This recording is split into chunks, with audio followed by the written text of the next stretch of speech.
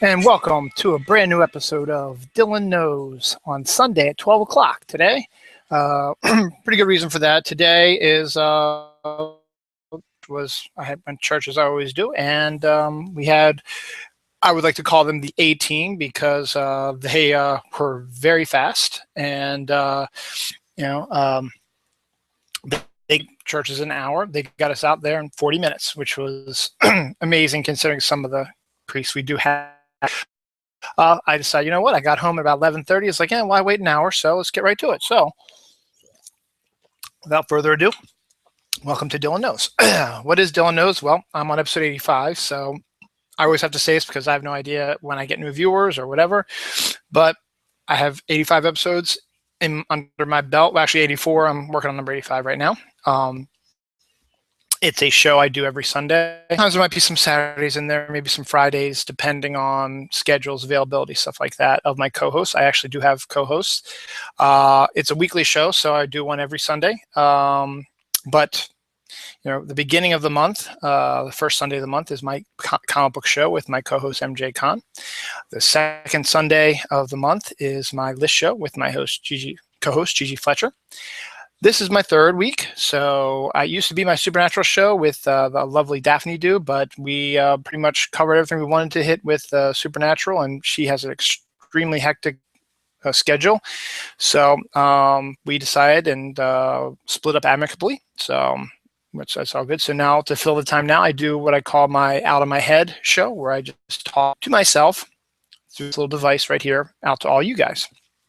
Hopefully you guys are seeing me. I got a little message today when I booted up the computer that said my webcam isn't working, but I'm looking at myself right now and the light is on, so who knows?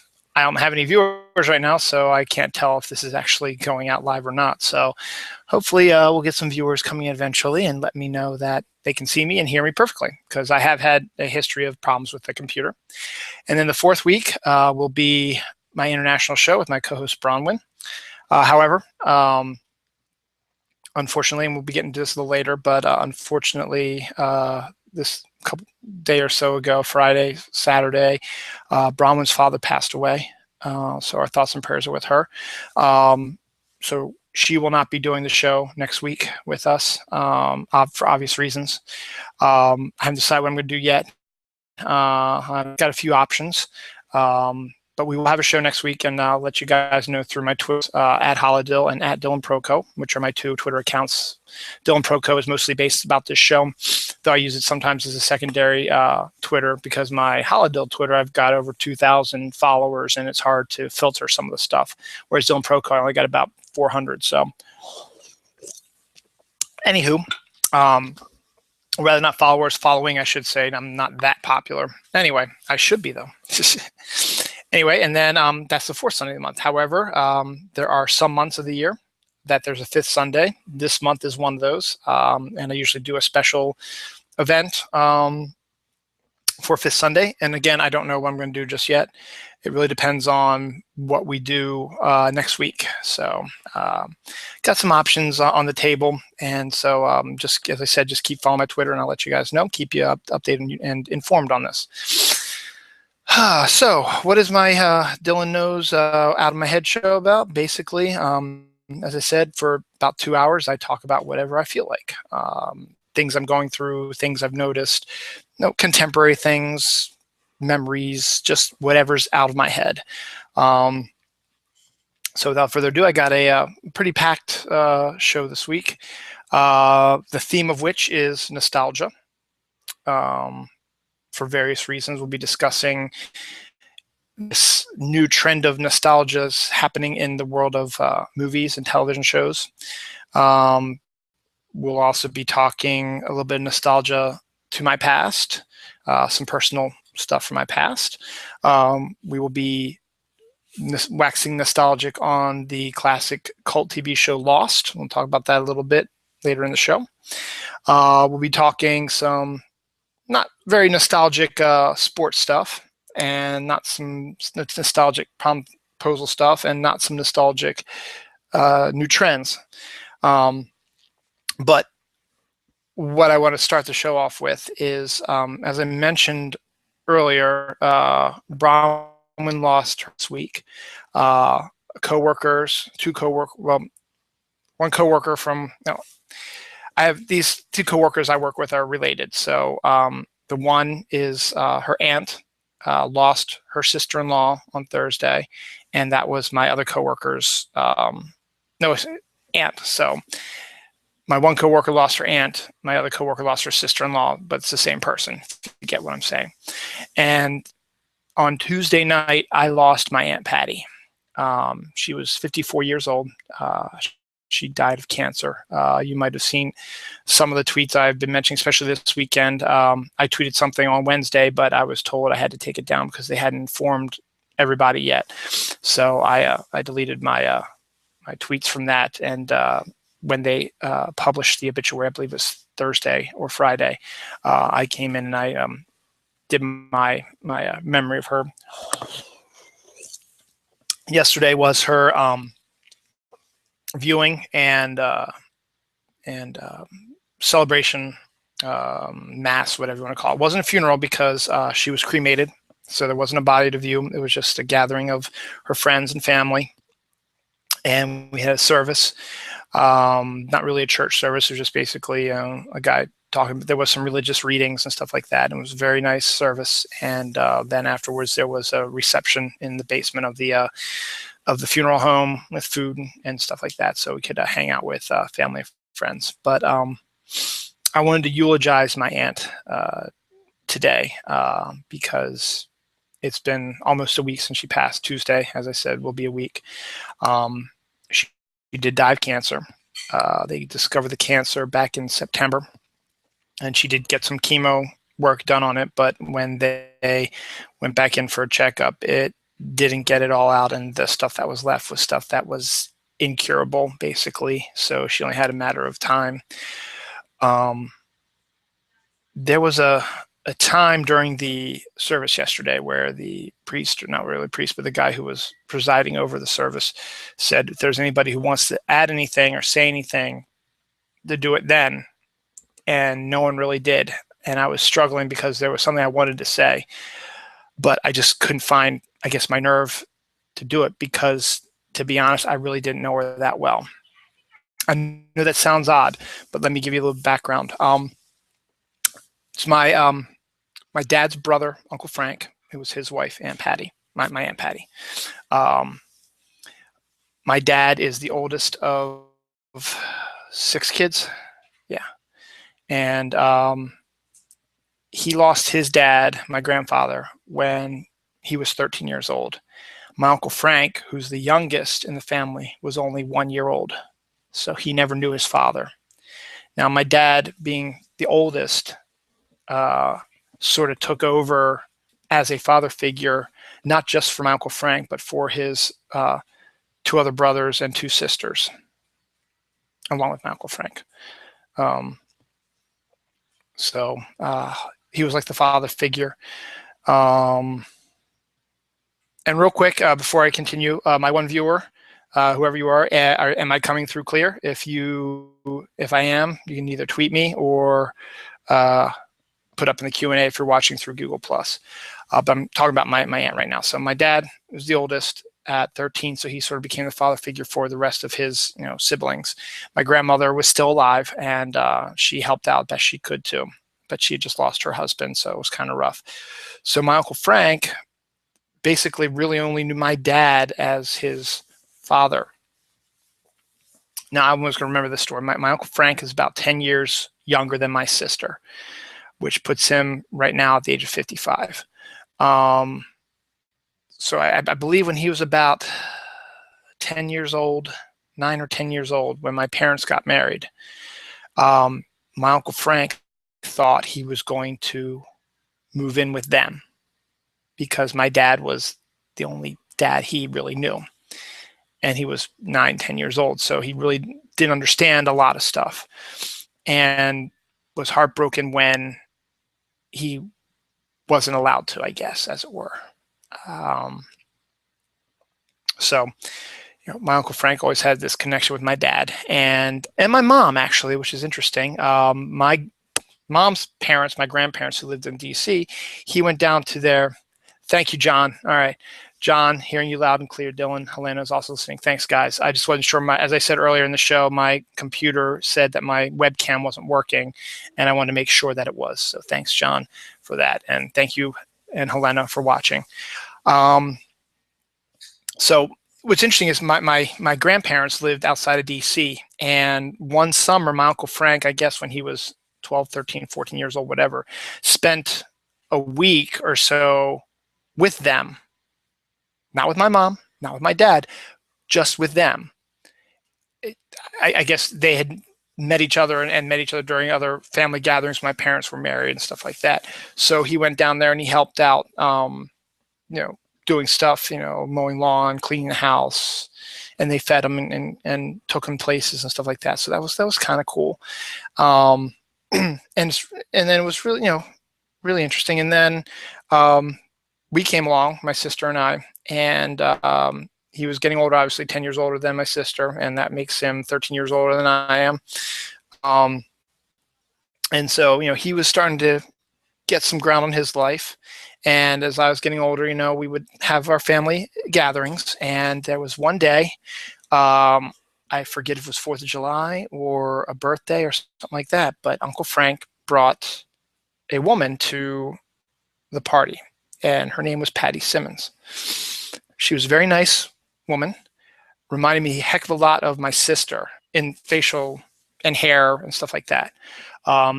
Patty was training to be a nurse, and the two of them fell in love and got married. I was at their wedding. They had a reception, I think, at Patty's parents' house, I guess it was. So, we had another family member, and it was great. My Uncle Frank was happy.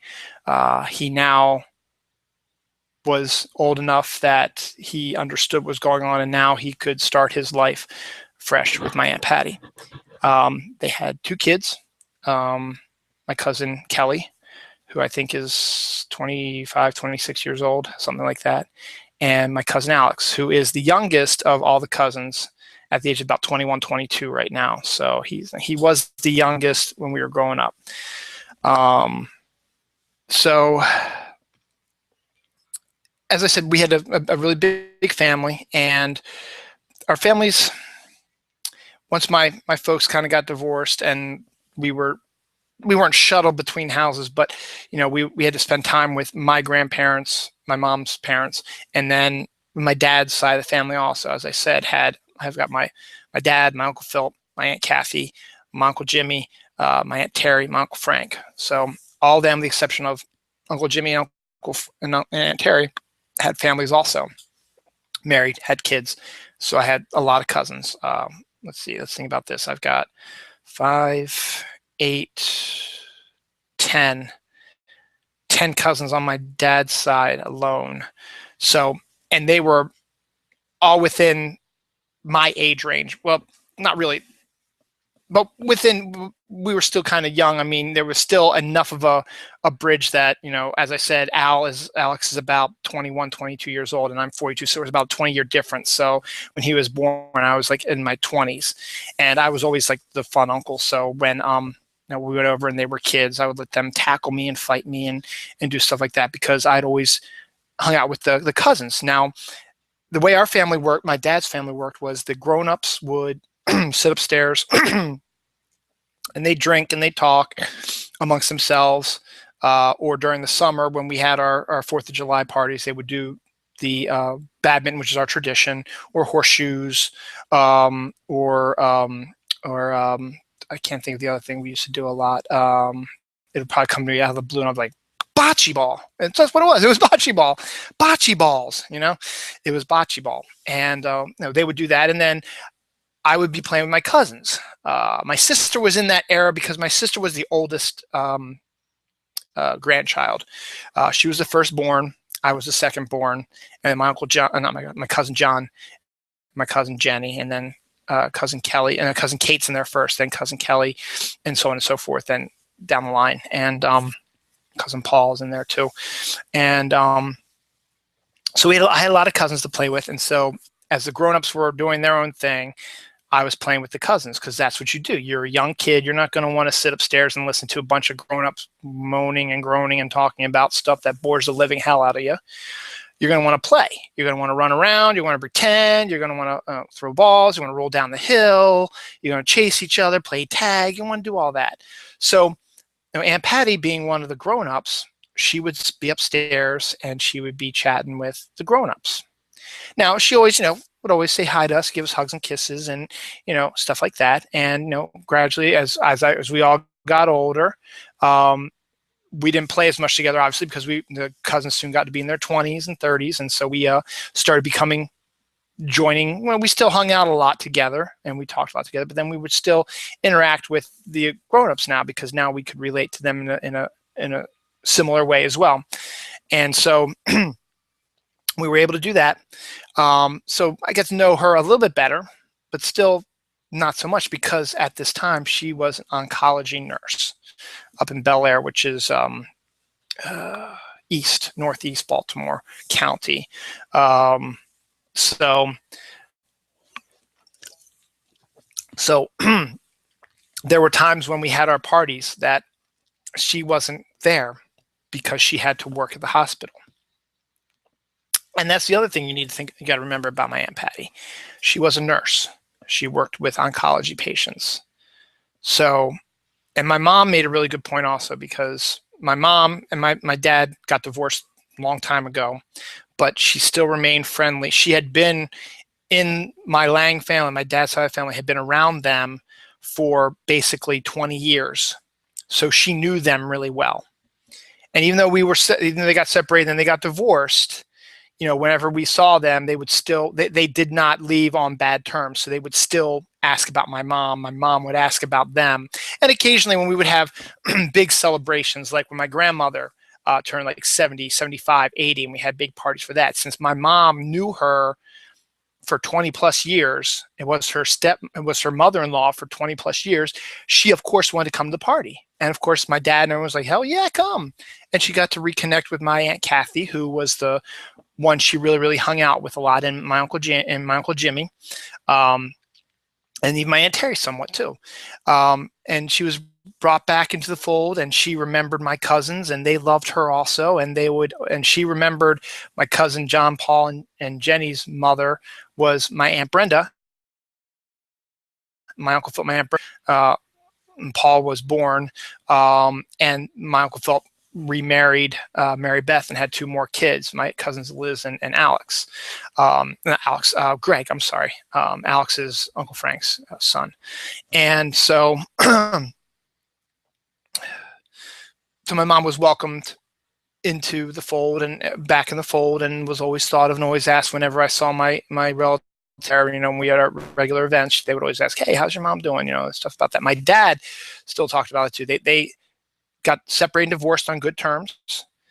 And my dad has been married 2 other times. My mom had kind of an issue with my first stepmom, but my present stepmother, Yvonne, my mom absolutely adores.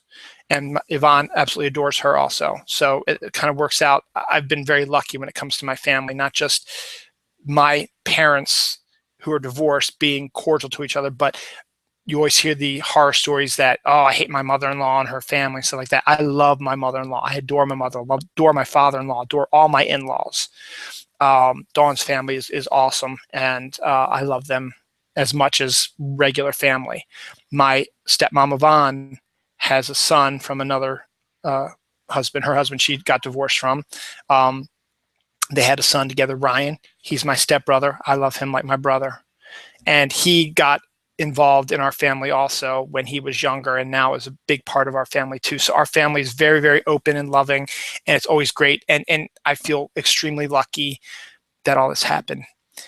So my mom came up for Patty's funeral because, and I'm going to call it funeral, even though technically it wasn't a real funeral, it was a service, but I like the term funeral. It's easier to explain.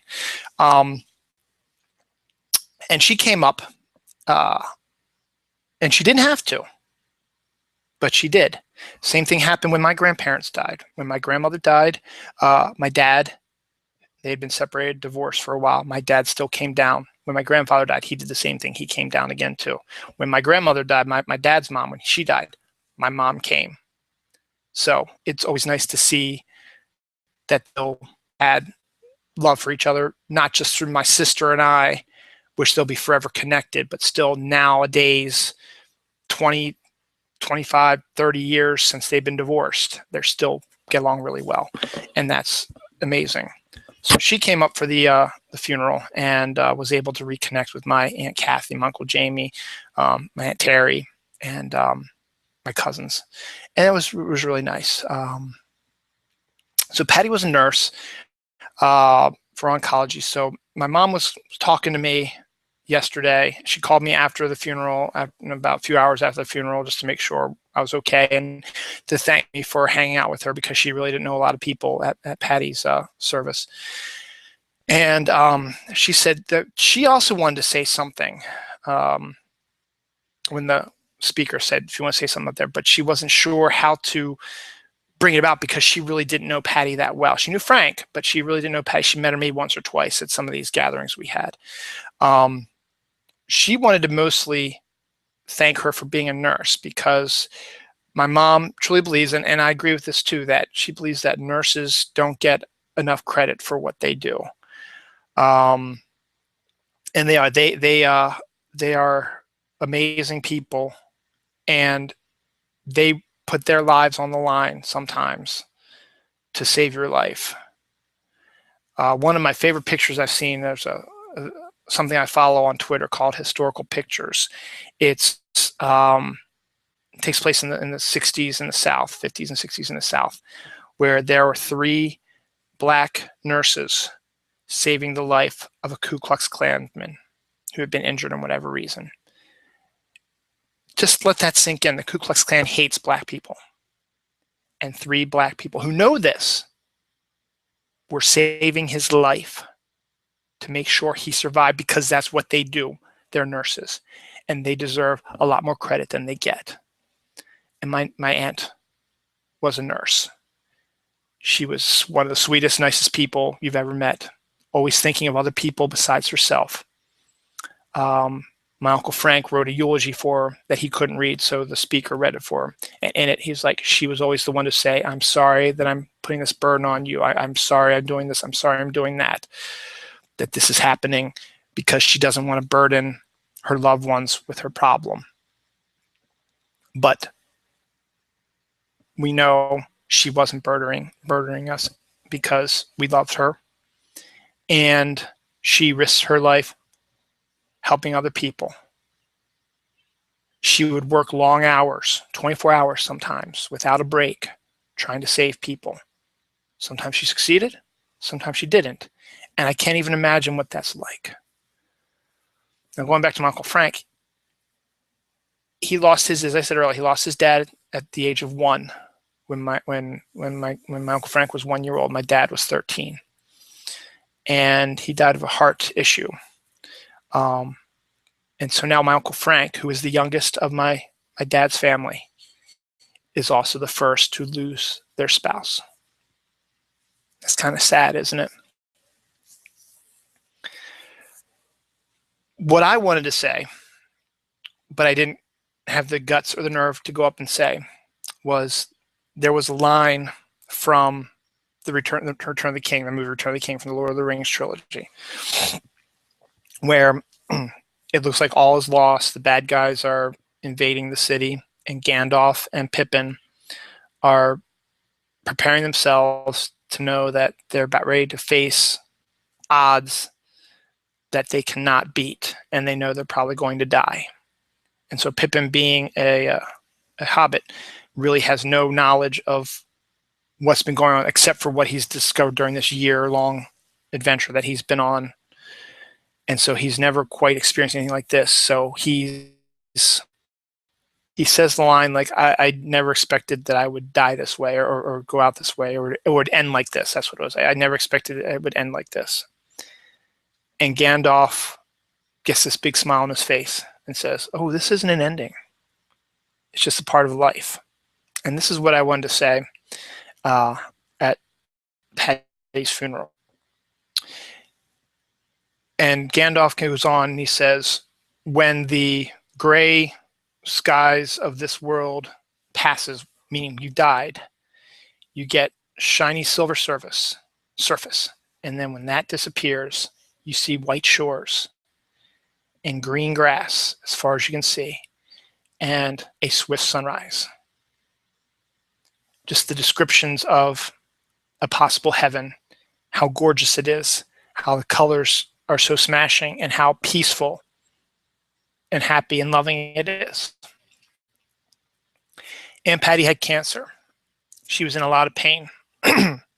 She was ready to go. And the guy who did the service said she was ready to go, but Uncle Frank wasn't. And she's passed on to the white shores. And I wanted to say something like that, but I just didn't get the nerve or the guts to say it because, as I said, I didn't really know my aunt that well due to circumstances where I usually hung out with my cousins. I knew Kelly and Alex pretty good because, granted, they were younger, but I still made time to play with them, and they knew me. And I've gradually gotten to know them over the last few years. I went to Kelly's wedding, so at least Patty was able to see Kelly get married to a really great guy named Richard. Alex still, he's still finding his way. He's 21, 22 years old. I think he graduated college maybe, so she saw that too. But she was in a lot of pain. And now she isn't. She was a nurse. She put other people's lives before hers. And that alone should stamp your ticket to heaven, if you believe in a heaven. I'd like to believe in a heaven because I'd like to think that all the horror and all the terrible things that we see here, or that happen in this world, that there's a place where that never happens.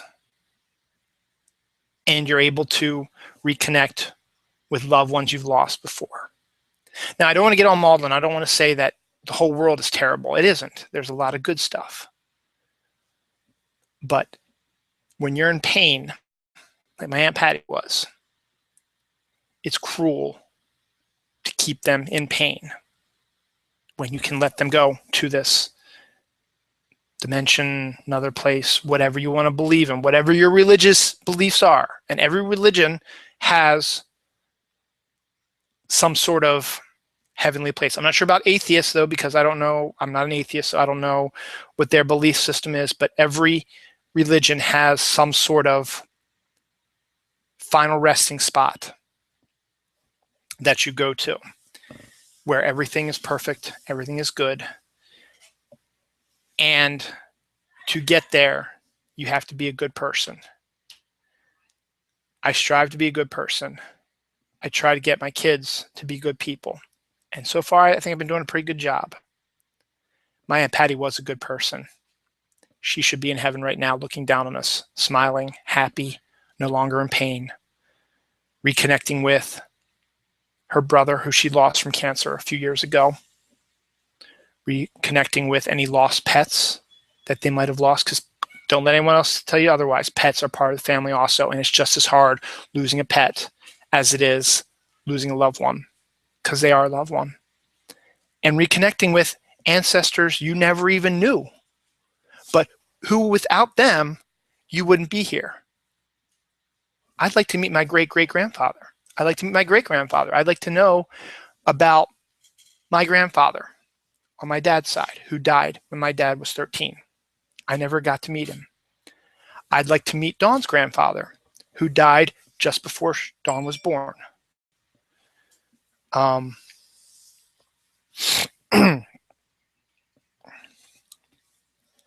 like to be reconnected with my grandparents. I've lost all my grandparents. I have no grandparents left.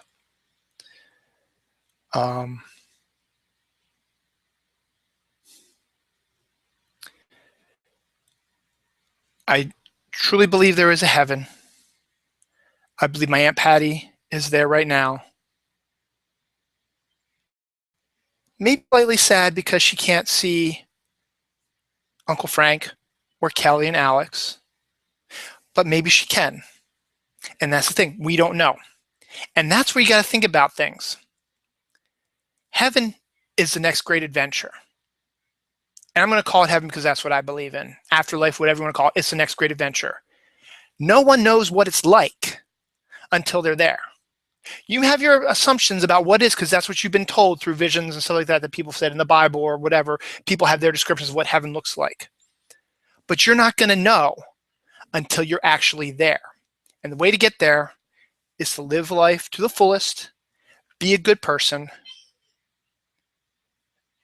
and be a loving person and helpful person. And then you're rewarded with the good life you lived on earth with this beautiful, peaceful place.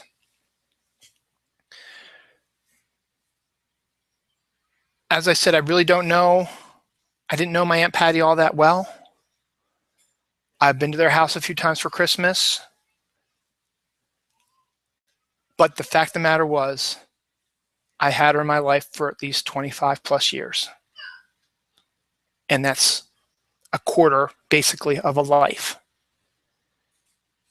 And as the priest said, or the speaker said, think of life as a season. 25 years is a quarter life. So I've known her basically for one full season. And now she's setting the stage for when my Uncle Frank, my cousin Kelly, my cousin Alex, when they make their way up there, hopefully not for a really long time, despite the fact that, yeah, it'll be sad that you're not going to have Aunt Patty there, but you still have a lot of life left to live. And I think Aunt Patty would be happy if you moved on with your life.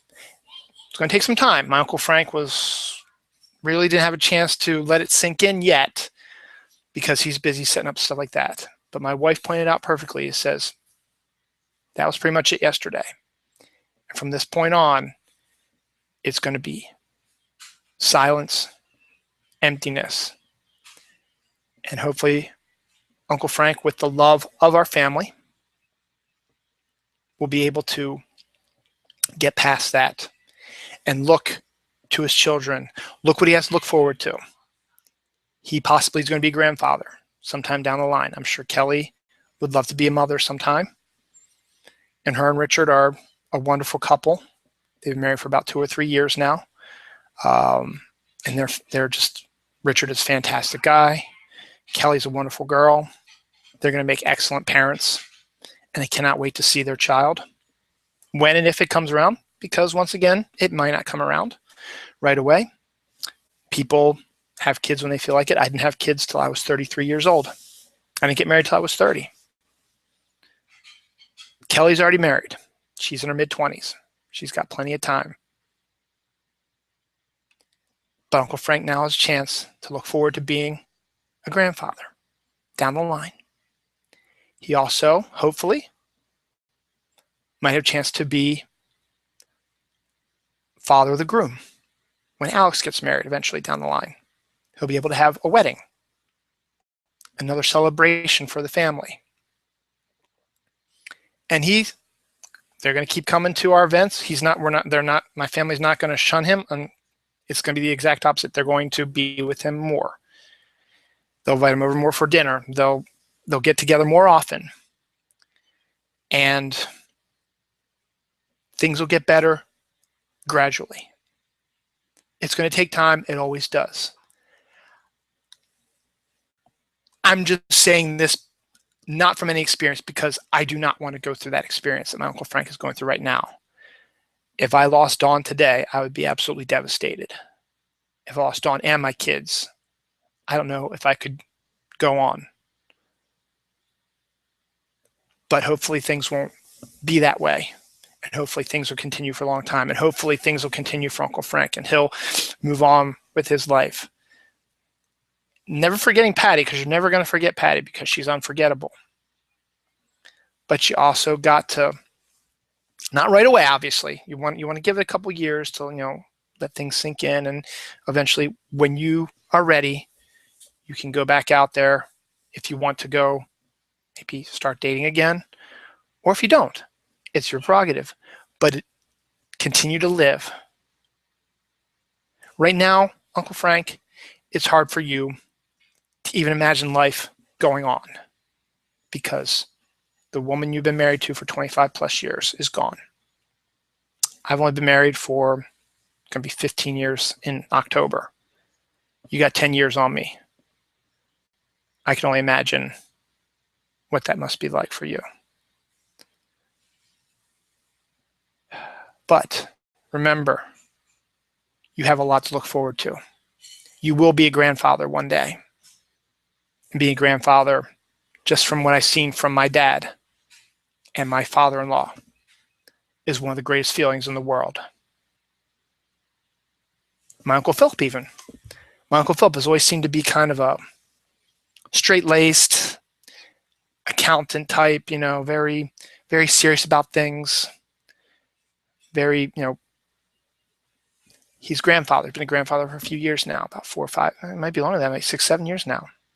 And you can totally see the change in his demeanor, especially when it comes towards my kids, because unfortunately he doesn't see his grandchild that much because she lives out in Michigan. But his eyes light up when he talks about his granddaughter and going to see his granddaughter. And he always also, when he sees my kids, he's like a surrogate grandfather mostly. He plays with them, he talks to them, and interacts with them, which is totally unlike what my Uncle Philip used to be. So Uncle Frank, you have that to look forward to. Hopefully down the line, Alex might be getting married too. You've got that to look forward to. You get to meet his wife, eventual wife. You get to meet his wife's family. And everything's going to be great. Keep your chin up, Uncle Frank. We're here for you. We always will be. Everyone's going to keep an eye on you. I can guarantee you on that. Patty, I hope you're enjoying the white shores, the green grass, enjoying reconnecting with your brother, enjoying all treasures in heaven because you deserve them. You were a nurse. You might not have gotten the credit you deserve, but you should have, and hopefully you saw the outpouring of affection for you at this service. It was amazing. There was 3 rows of chairs, probably about 25 deep, so about 75 chairs. They had to add 2 more rows, and there were still people standing. That's a lot of love. Now, one group of people did come up to talk. That was the nurses. They were in tears. She was her member of her work family. And you don't always see that. When you work with somebody for years, they become a member of your family. You've seen them through their good and their bad. You know about their kids. You know about the good times, bad times. You know about their kids. You know about all the stuff they went through. And they went through the pain that she went through because they tried to help her, because that's what they do. They gave a moving little speech about her, and there was about 10 nurses who were there, some in scrubs, who the funeral home was right across the street from the hospital where she worked at. They left their job on their break to come to this service to remember their friend. And they all had these white roses, and they placed them on the empty coffin. It was a gorgeous moment. And hopefully, Patty, you saw it. And hopefully you'll be keeping an eye on your kids and your husband. But don't you worry about them. He's in good hands.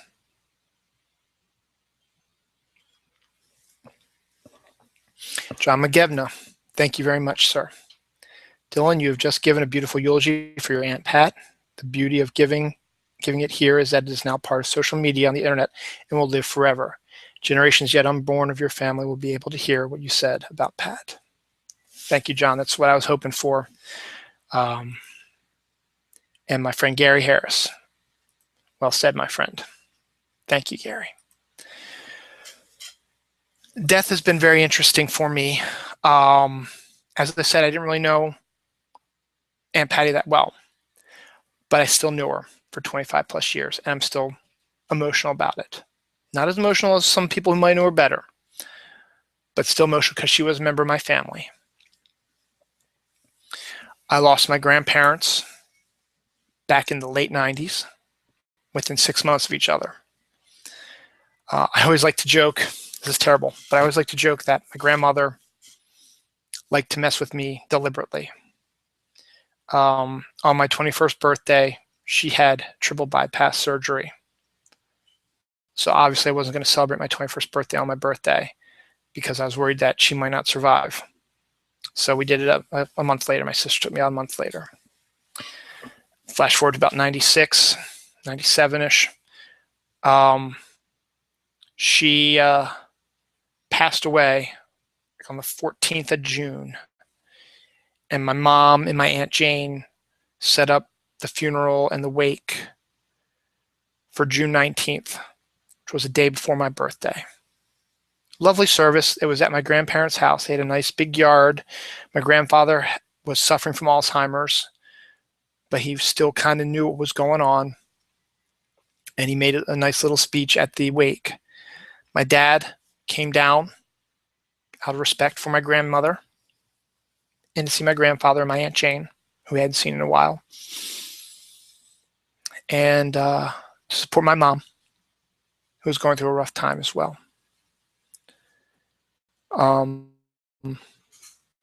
6 months later, actually, let me continue the story though. So the next day was my birthday. Now, on the 19th, when we had the funeral for my grandmother, I was the solid one, as I always tend to be, it seems like. I don't know if I've ever really teared up at any really funeral for any of my major family members because I've only lost, as I said, grandparents and my aunt. I haven't lost any of my parents yet. Hopefully I won't lose them for at least 30 plus years. You know, it's probably more like 20, 25 years. But that's still a long time. Once again, that's another quarter of a century. It's still a long time. Don't lose them for that long period of time. I haven't lost my spouse or any of my kids or my sister or my brother-in-laws or any of my in-laws or any of my nephews and nieces or any of my other aunts and uncles. Time's coming, and I know it. But as Gandalf said, life is just one part of living. Everyone dies. No one lives forever. It's a fact of life. I'm going to die one day. You all are going to die one day. Hopefully not very soon. Hopefully a long ways away. But it is unpredictable. You never know what could happen. And when it's your time, it's your time. So I was a rock for my mom, and was good. And I was still living at home at this time. So on my birthday, and I didn't have a car yet. On my birthday, I need to go get some groceries. So I walked up to the Giant, which was a mile away, maybe, if that, half mile. Wasn't that far away. And I got a bunch of stuff, including a gallon of milk, because I knew we needed some milk. So I'm walking back home with the bags, both hands are full of groceries. I'm walking down my street. I'm just about maybe 5 houses away from my house. When all of a sudden, the bag breaks that the gallon of milk is in. It hits the ground, splatters everywhere. I lost it. I started crying.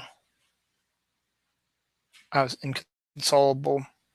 I just sat there, crouched down over this, crying over spilt milk, because everything that had been building up finally released itself on my birthday.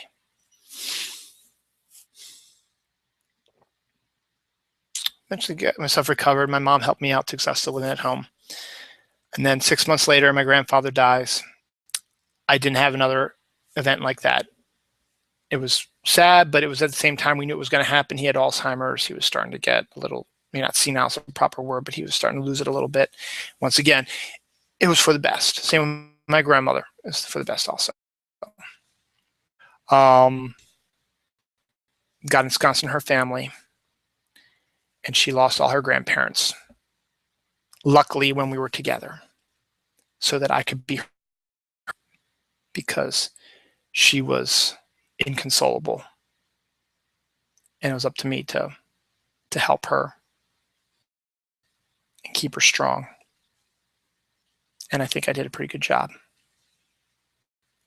And then a few years ago, we lost my grandmother, my dad's mom. Again, didn't really need to be a rock because my dad had all of his brothers and sisters with him. But it's still a sad event. And once again, I was never really close to a lot of my grandparents. Now, I don't know if that's a bad thing necessarily. I mean, is that a regret I have? Sure, absolutely. It's a regret that I might have, that I was never closer to my grandparents than I was with my cousins. I was a lot closer with my cousins. And I guess just the way it was. I mean, I can't explain it. And I'm still not, as I said, all that close with my family. I mean, I'm close enough that I know them and I know about them and meet up with them multiple times during the year, but I don't see them all the time. I see them periodically. Like, I hadn't seen my cousin John in months, and he has this big mountain man beard now, which he's been growing since the winter. Last thing I saw him might have been Thanksgiving around that time.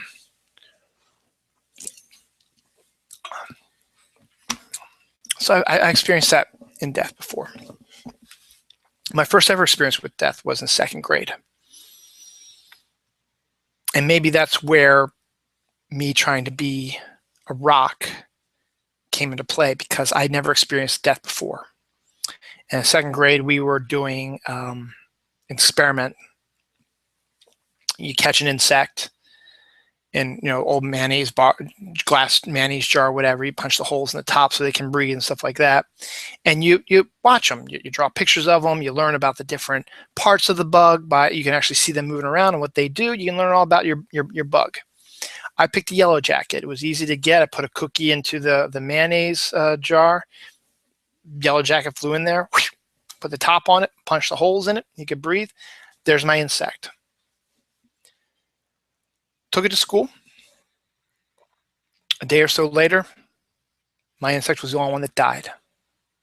Everyone else's was still alive. Mine died. I don't know why. He had plenty of holes. He had plenty of food because it was a big cookie. And I think maybe my teacher might have even been feeding them whatever they ate. I'm not 100% sure. I don't know exactly how that worked. I was in second grade. I don't really remember that much, but I cried like a baby. And that also maybe got into me being bullied, because I was a very emotional child growing up. All the way through high school, I was very emotional. I suppressed anger. I was bullied terribly by multiple people. Not bad enough where I wasn't getting beaten up every day, which was fine, but I was just getting insulted. And psychological bullying is a lot worse than physical bullying, because physical heals. Psychological screws you up, screwed me up for a long time, and still might screw me up a little bit. It might be why I'm the way I am. But there were times in middle school especially where I had pushed all the anger down and it was overflowing.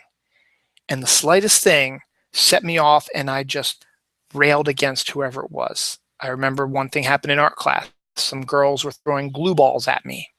I stood up in class and I just screamed at them. Our teacher had to take me out. I had to go see the guidance counselor. He talked to me and I cooled down a little bit. But once again, you get that he's a psychopath, mental, and you got made fun of again. So it got suppressed again, pushed down again. And it comes out in different ways. One time I got mad at my sister and I smashed my hand through a window. Cut myself pretty good because I didn't know how to get the anger out. And then bully came finally in high school. My sophomore year was bullying me. shooting rubber bands at me, which is my biggest pet peeve. I hate when people shoot rubber bands at me. I still do to this day. And at that point, once again, the anger came out, and we were in the locker room. I screamed, jumped on him, put my arm around his neck, started smashing his head against the locker. Now, if there weren't anybody else there, I might have done some serious damage to him. But there were 2 or 3 other guys. They pulled me off of him. But, and this is a bad thing to say, but it's the truth, from that point on, he didn't bully me again. And my life got a little bit better because I wasn't bullied again. So that was my first experience with death. The one time that it really hit me hard was when we had to put my cat Bonnie to sleep. Now we had to put Clyde to sleep, but Dawn was the one who was in there when Clyde was put down, and I was with Noelle, who was just a baby. She was 2007, so she was probably, let me think about this. We were on vacation, so we were coming back from vacation. We learned that he was sick and that we had to choose if we wanted to put him down or if they could try to fix him, but with, once again, no guarantee that it would work, and it would cost a lot of money. And again, he was in pain. So we decided, you know what? There's no guarantee it's going to work. Let's put him to sleep. He'll be in a much better place. So we're discussing this on our way back from the Outer Banks. So it was September. So let me see. December. She's about 9 months old. So I took her out, and she said goodbye to Clyde. She didn't really remember much because she's 9 months old. I took her out of the room, and Dawn was there when they administered the shot. I put him to sleep. Then a few years later, wasn't more than a few, 4 or 5 years later, Bonnie, we had to put her down because once again, she was in a lot of pain too. And we had to make the decision, are we going to put a lot of money into a cure that might not work? Or are we going to put her to sleep where she will not have the pain anymore? This time we had Noah, and Dawn stayed with Noah and Noelle. She said goodbye to Bonnie, and I put her in the cat carrier, and I took her to our vet. It was just me and Bonnie. And after the doctor did the cursory examination and told me what I wanted, asked me what I wanted to do, and I said, let's put her to sleep. She said, okay, I'll give you some time to say goodbye. So I said goodbye to Bonnie. I think she acknowledged the fact that she knew it was going to happen. Doctor came back in, put her to sleep. And I started crying like a baby again. And the doctor said, let me give you some time. So the doctor left. And for 10, 15 minutes, I was looking at her lifeless body.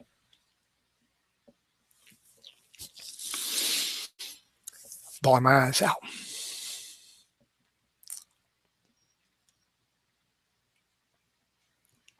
But I knew she was in a better place. She was not in pain. And it's been 3 years now. 4 years maybe. And I'm sure she and Clyde are reunited and are frolicking in the green grass. And who knows?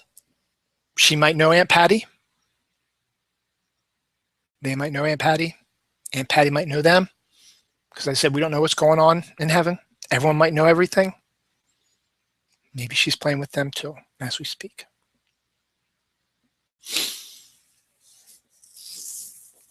I know you're in a better place, Aunt Patty. We miss you down here. Okay, thank you. That was, I had to get that off my chest. Thank you for listening. Thank you for staying, my 3 awesome viewers. Now we're going to get into not so sad stuff, hopefully. Nostalgia. You could say some of the stuff I was talking about was nostalgia for knowing my aunt and for the past and reliving the deaths that I've experienced. But nostalgia always seems to mention sort of something you want to remember. And yes, I want to remember the times I spent with everybody. but at the same time, I don't know if I want to quite remember their deaths. I know they're in a better place, but just the emotions that run rampant when someone dies and at the funeral and the wake and so on and so forth is just really hard to feel nostalgic for, I guess is the proper word. Excuse me. But there seems to be a new trend nowadays. And maybe it's not all good that in order to make money, we need to revisit the past. Or because we don't have any more creative ideas, we have to rehash old ones again. And yes, I'm talking about television and movies. The dearth of remakes of 1980s movies, 1970s movies in some form sometimes, is kind of mind-boggling. And everyone makes the point that, well, they were a product of their time, so we need to update it for contemporary times. No, you don't have to. The answer is right there. It's a product of that time. George Lucas kind of started the whole thing when he messed around with Star Wars in 1997, the 20th anniversary of Star Wars. He decided that back in 77, he only had a limited budget. The computer CGI stuff had just started, and he couldn't tell the story he wanted to tell.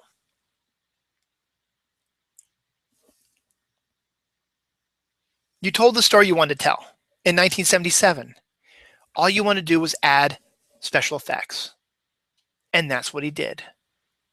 He added some cleaned up special effects, added more spaceships, added some cut scenes that were not originally in the original movie. And the most grievous thing he did was have Greedo shoot first, rather, I should say, which is one of the dumbest things ever. The fact that Han Solo shot first at Greedo, you get a general idea of exactly what Han Solo's character is like. And it's not because he's evil. His life is being threatened. Greedo's ready to shoot him, but Greedo's still talking. But Han's like, this guy's threatening me, and I don't want to be threatened. I gotta nip this in the bud right now. He's a smuggler. It's what he does. So he shoots Greedo and kills him. I know why George did what he did, because that takes away the fact that Han Solo is not a hero because he killed somebody. That's BS. It's his character. And the whole point of Star Wars is his character changes because of his experience with Luke and Obi-Wan and Princess Leia. So the fact that you added that is dumb. Okay, fast forward again. No, that didn't happen until later. So he added, added more special effects and cleaned up some stuff in Empire and Return of the Jedi, added some stuff, changed some music around, stuff like that. And a lot of it was unnecessary. Some of it is okay, and there's some of it I like, but a lot of it's unnecessary. And adding some of the scenes they did in Return of the Jedi, especially near the end, where after the Death Star blows up again for a second time, you see how everyone on all these other worlds that are in the Star Wars universe react to it. And you see Coruscant, which you've never seen before, because you knew that was coming in Phantom Menace. So this sets you up. This is what Coruscant looks like, and you're going to see a lot more of it when we do the prequel in 1999, 2 years from now, because Lucas was in the middle of filming, I guess, the prequel at that time. So he'd already had Coruscant pretty much laid down. He also, you could hear Jar Jar say something at the end there too, and he knew where he was going with that. And then he did the prequels. And then I guess for the 25th anniversary, he re-released the videos again with some more tweaking. And the one that drove me absolutely bonkers was we'd already seen what Anakin looked like, played by Hayden Christensen.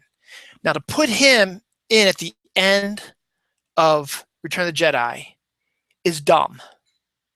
When he sees all the Force ghosts and Darth Vader's died, he's been big guy again, and so Luke sees Yoda and Obi-Wan, and then his father, Anakin.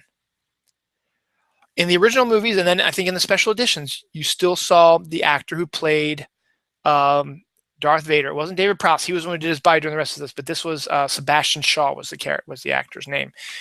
He showed up at the end when, after he defeats the Emperor, he's dying, and he asks Luke to remove his helmet so he can look at him on his own eyes, which is a very sad sequence in the film. And you see this old, scarred face. And then, after everything's gone back and Luke's won, he sees Obi-Wan and Yoda's Force ghosts, and then, oh, there's Anakin. It's how he remembers Anakin, which is as this scarred, older guy, but now he's not as scarred. He's back. His visage is back, and he's good again, and that's how Luke remembers him. But then, after the prequels, Lucas said, hey, let's throw Hayden Christensen in there to even connect it even more. So when Luke looks over at there and then sees Hayden Christensen, I'd be like, who the hell are you? I don't recognize you. Because he did not see Anakin as a young person. If that was the case, why didn't you change Obi-Wan from Alec Guinness to Ewan McGregor? Why don't you do that? I don't know why he didn't do that. But the thing is, that's Star Wars. In '97, when all three of those movies came back out, they made lots of money. They re-released Grease around that time also in the theaters. Made a lot of money. Wizard of Oz in theaters, made a lot of money. Okay, hey, look. Why don't we release other stuff, or why don't we remake stuff to update it to contemporary times? Let's just ignore what happened when they originally came out. And that's dumb. Yes, in Star Wars, you didn't have the fantastic effects, and you didn't have all the ships, and you didn't have all this cool stuff, because it was 1977, for crying out loud. For 1977, that movie was, whoa, I've never seen anything like this before. But now in 2015, that's nothing. That's primitive. Who cares? That's what you remember it from. So then all of a sudden, you know, all these remakes started to get made. And some of them made money. And so, of course, the geniuses who run the film companies are like, oh, hey, we haven't used this property in a while. It's shown some interest. You know, these reboots, they made a lot of money. Why don't we reboot whatever we got? We'll make some money too. It's all about making money for them. And it's dumb. Are there some reboots that are good? Honestly, I can't think of any at the top of my head. If you wanted to continue the story, continue the story. But don't ignore the fact that this movie's already come out. If you want to take the characters and move them on, sure, you can do that. You can recast. You can make it relatives of them. Like if they ever did any new Die Hard movies, follow Bruce Willis' son. He's old enough now. You can do what you want to do, and it'll be like that. And then that's what happens with TV now. It's amazing to see what's coming up in the next year or so on television. X-Files is coming back for, I don't know, a 6 to 9 episode, whatever, not a remake, but like a extension, a new series. That's fine. I'd like to see what Mulder and Scully are up to. The movies haven't been as good, so why don't we go back to where they originally shined in television? So I'm excited for that. Heroes. Okay, you got, like, I guess, an additional 13 episodes or whatever coming up with that. Heroes Reborn, as it were. You get to meet some, check in on some of the characters you remember from the TV show, and get some new characters introduced. Okay, that's okay. That's fine. You know, it's interesting. It's Heroes hasn't been on for a while, and it was very popular for a couple seasons, and then it just went down the toilet. Coach? Full House? Really? Do we really want to see what Coach has been up to lately? Do we want to see what the Full House people have been up to lately? Sure, there might be people out there who love those shows and want to see what's going on with their characters, and I guess that's fine. But you could use that money that you're paying all these people to do these not retooling, not reboots, really, new episodes of old series that had their time. As Jeff Goldblum says in Jurassic Park, the dinosaurs had their time, and they were chosen to become extinct. So bringing them back is a bad idea. Same thing with these shows.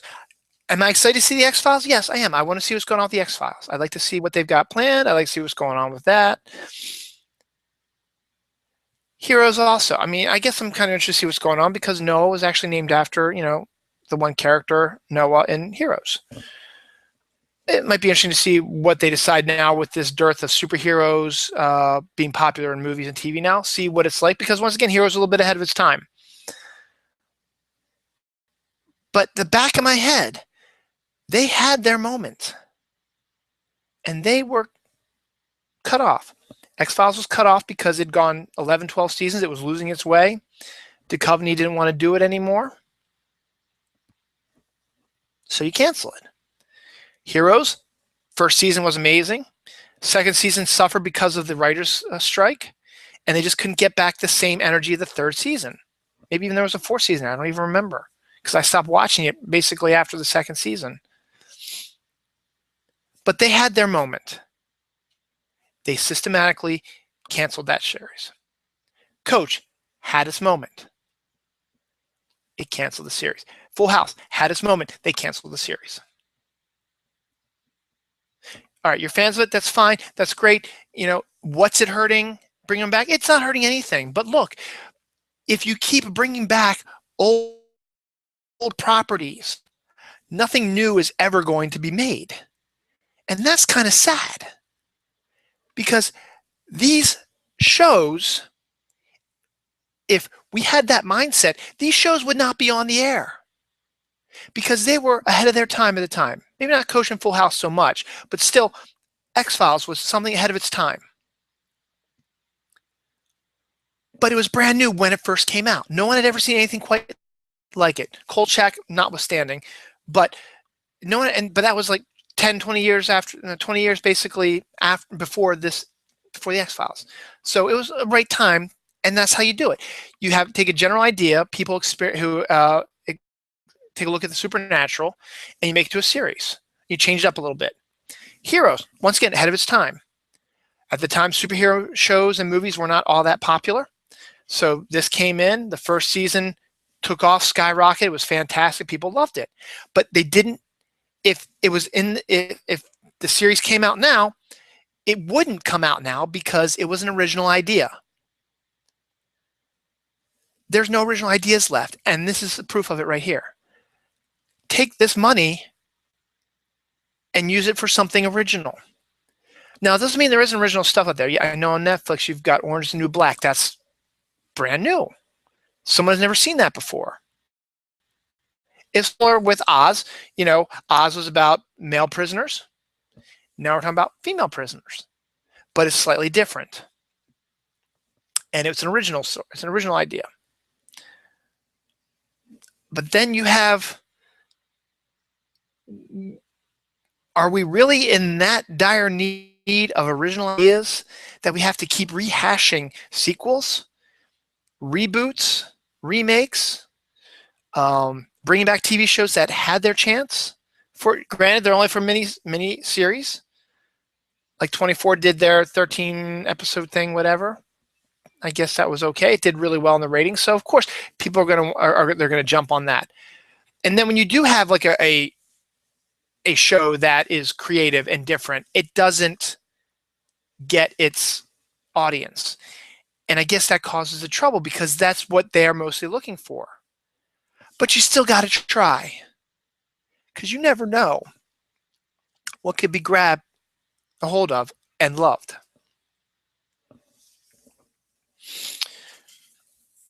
Um, Speaking of which, I love Twin Peaks. I did a show about Twin Peaks. Dylan knows an episode of Twin Peaks before. They introduced a reboot of Twin Peaks. Not really a reboot, but 9 additional episodes were going to be on Showtime. David Lynch and Mark Frost, who were the creators of Twin Peaks, were going to write every episode. David Lynch was going to direct every episode. Hooray! I love Twin Peaks. I think Twin Peaks ended before its time. Unlike X-Files and Heroes, I think they had run their gamut and they were removed when they should have been. Twin Peaks was not. Twin Peaks ended abruptly on a cliffhanger, and I think it deserves a chance to have a follow-up, and that's what I'd like to see. I'd like, if you want to get nostalgic about shows, look at shows that didn't quite have a chance to reach their audience or finish up their stuff. Briscoe County Jr. is another one. It was a brilliant first season. It just didn't do very well in the ratings. Why don't you bring that back for a miniseries? You don't know. It's fairly original, and it might draw attention. It might have been before its time. Firefly is another good example. It was ahead of its time. It ended after 1 season. That's another show that a reboot would be absolutely perfect for. Not X-Files that lasted 11, 12 seasons. Not Coach that lasted 10 plus seasons. Not Full House that lasted the same amount. Not Heroes that lasted about 4. They lost their way, and they had their moment. Twin Peaks' moment was cut because ratings were bad, and so and Twin Peaks was ahead of its time. So I was excited. Yay, 9 episodes. David Lynch is going to be involved. They got Kyle MacLachlan to come back, which is even better. And then David Lynch says, nope, I quit. It wasn't working out. I had to leave. The show might still go on in some form or another, but I will not be part of it. And that got me depressed because it's David Lynch's baby. And I did not want to see Twin Peaks without David Lynch, because that was basically when the show started going downhill a little bit. Now, it was fine. It was correcting itself in the end. That's why I wanted to give it another chance. And to have David Lynch involved with that would make it even better. And then, lo and behold, a couple days ago, David Lynch retweets out, guess what? I'm back with more episodes. And that makes me happy again. So I'm excited for Twin Peaks. It'll be out next year on Showtime. I might have to get Showtime then. So I'll pick that up, and hopefully it'll be just as good. So yes, it makes me nostalgic for that. Yeah, I want to see that. I'm excited for that. And that's one of the shows, as I said, I'm okay with it coming back because it ended before its time. It was ahead of its time. It was before its time. And I'm sure there's other shows out there that a lot of people believe deserves a second chance. And maybe that's what they need to do instead of going with those shows that had their chance, were on the air for a really long time, and then got canceled. Nostalgia also played a big part of my life this week also. I'm going to get personal again. My ex-girlfriend's birthday was May 14th. And I always get nostalgic for what could have been. Don't get me wrong, I'm absolutely enamored in total love with my wife and my family, and I'm very happy with how my life is. But first love is always one that's going to come back to you and it's come back to haunt you. And the way my first love ended messed me up for a while. And no fault of her own, my ex-girlfriend's, which I'm not going to really name her because I doubt she's watching the show, but I don't want to embarrass her or whatever. As I said earlier in the show, I was bullied a lot. I was very emotional, and I was very shy. So I never really had girlfriends. I had girls who liked me, but I was always focused on someone else. Like in high school, there was a girl that I was obsessed with for 4 years, not knowing that there was a girl who was obsessed with me for almost 4 years. And if I would have just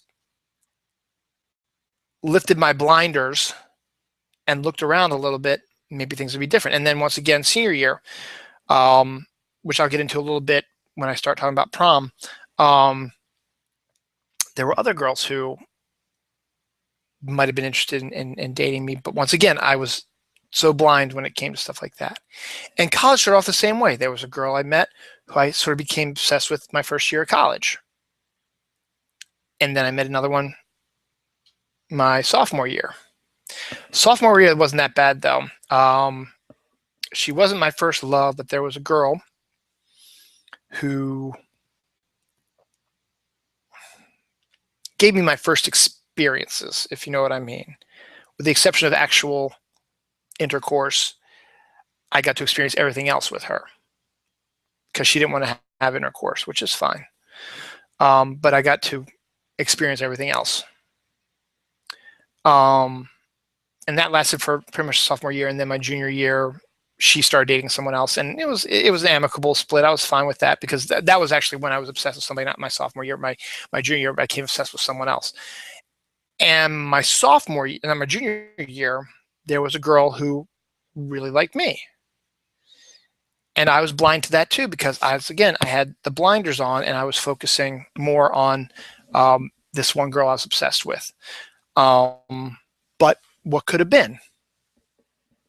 And I kick myself every time when I think about things that could have been in high school, things that could have been in college. And if I would have gotten together with any one of these girls at one time, maybe what my ex-girlfriend did to me, my first true love, she didn't do it to me. It was my own personal fault, I believe. I could have reacted to it better. I went to school in Pennsylvania, and you drew from all over. We had lots of people from all over, but mostly the Jersey, New York, Pennsylvania, Maryland, Delaware, Virginia area. A lot of people went up to Pennsylvania where we went to school. She was from Maryland. She was 2 years younger than I was, so she was a sophomore when I was a senior. I had seen her briefly junior year, but once again, my blinders were on, and she was a freshman, so I didn't really hang out too much with them. That year, though, she had become a member of our theater group, and that was her first year doing that. And we have an end of the year indoctrination into our theater group. We have a big party, and we do all kinds of fun things and them a little bit, because it happened to us too. And that's when I got to know her a little bit. And she drove me back to my dorm. It was very nice for her at the time. But, that was really about it. I mean, I had never really talked to her that much except for that period of time right there. And she lived in Randallstown, Pikesville, Randallstown area. I don't know. She lived in Westminster. That's right. She lived in Westminster, which is up north right there. She had gone to... Did she move to Westminster? I'm trying to remember, because I know she went to Randallstown because my friend Jen, who was same age as I was, she went to Randallstown. She knew this girl, my ex-girlfriend. And so then senior year, I worked in the cafeteria, and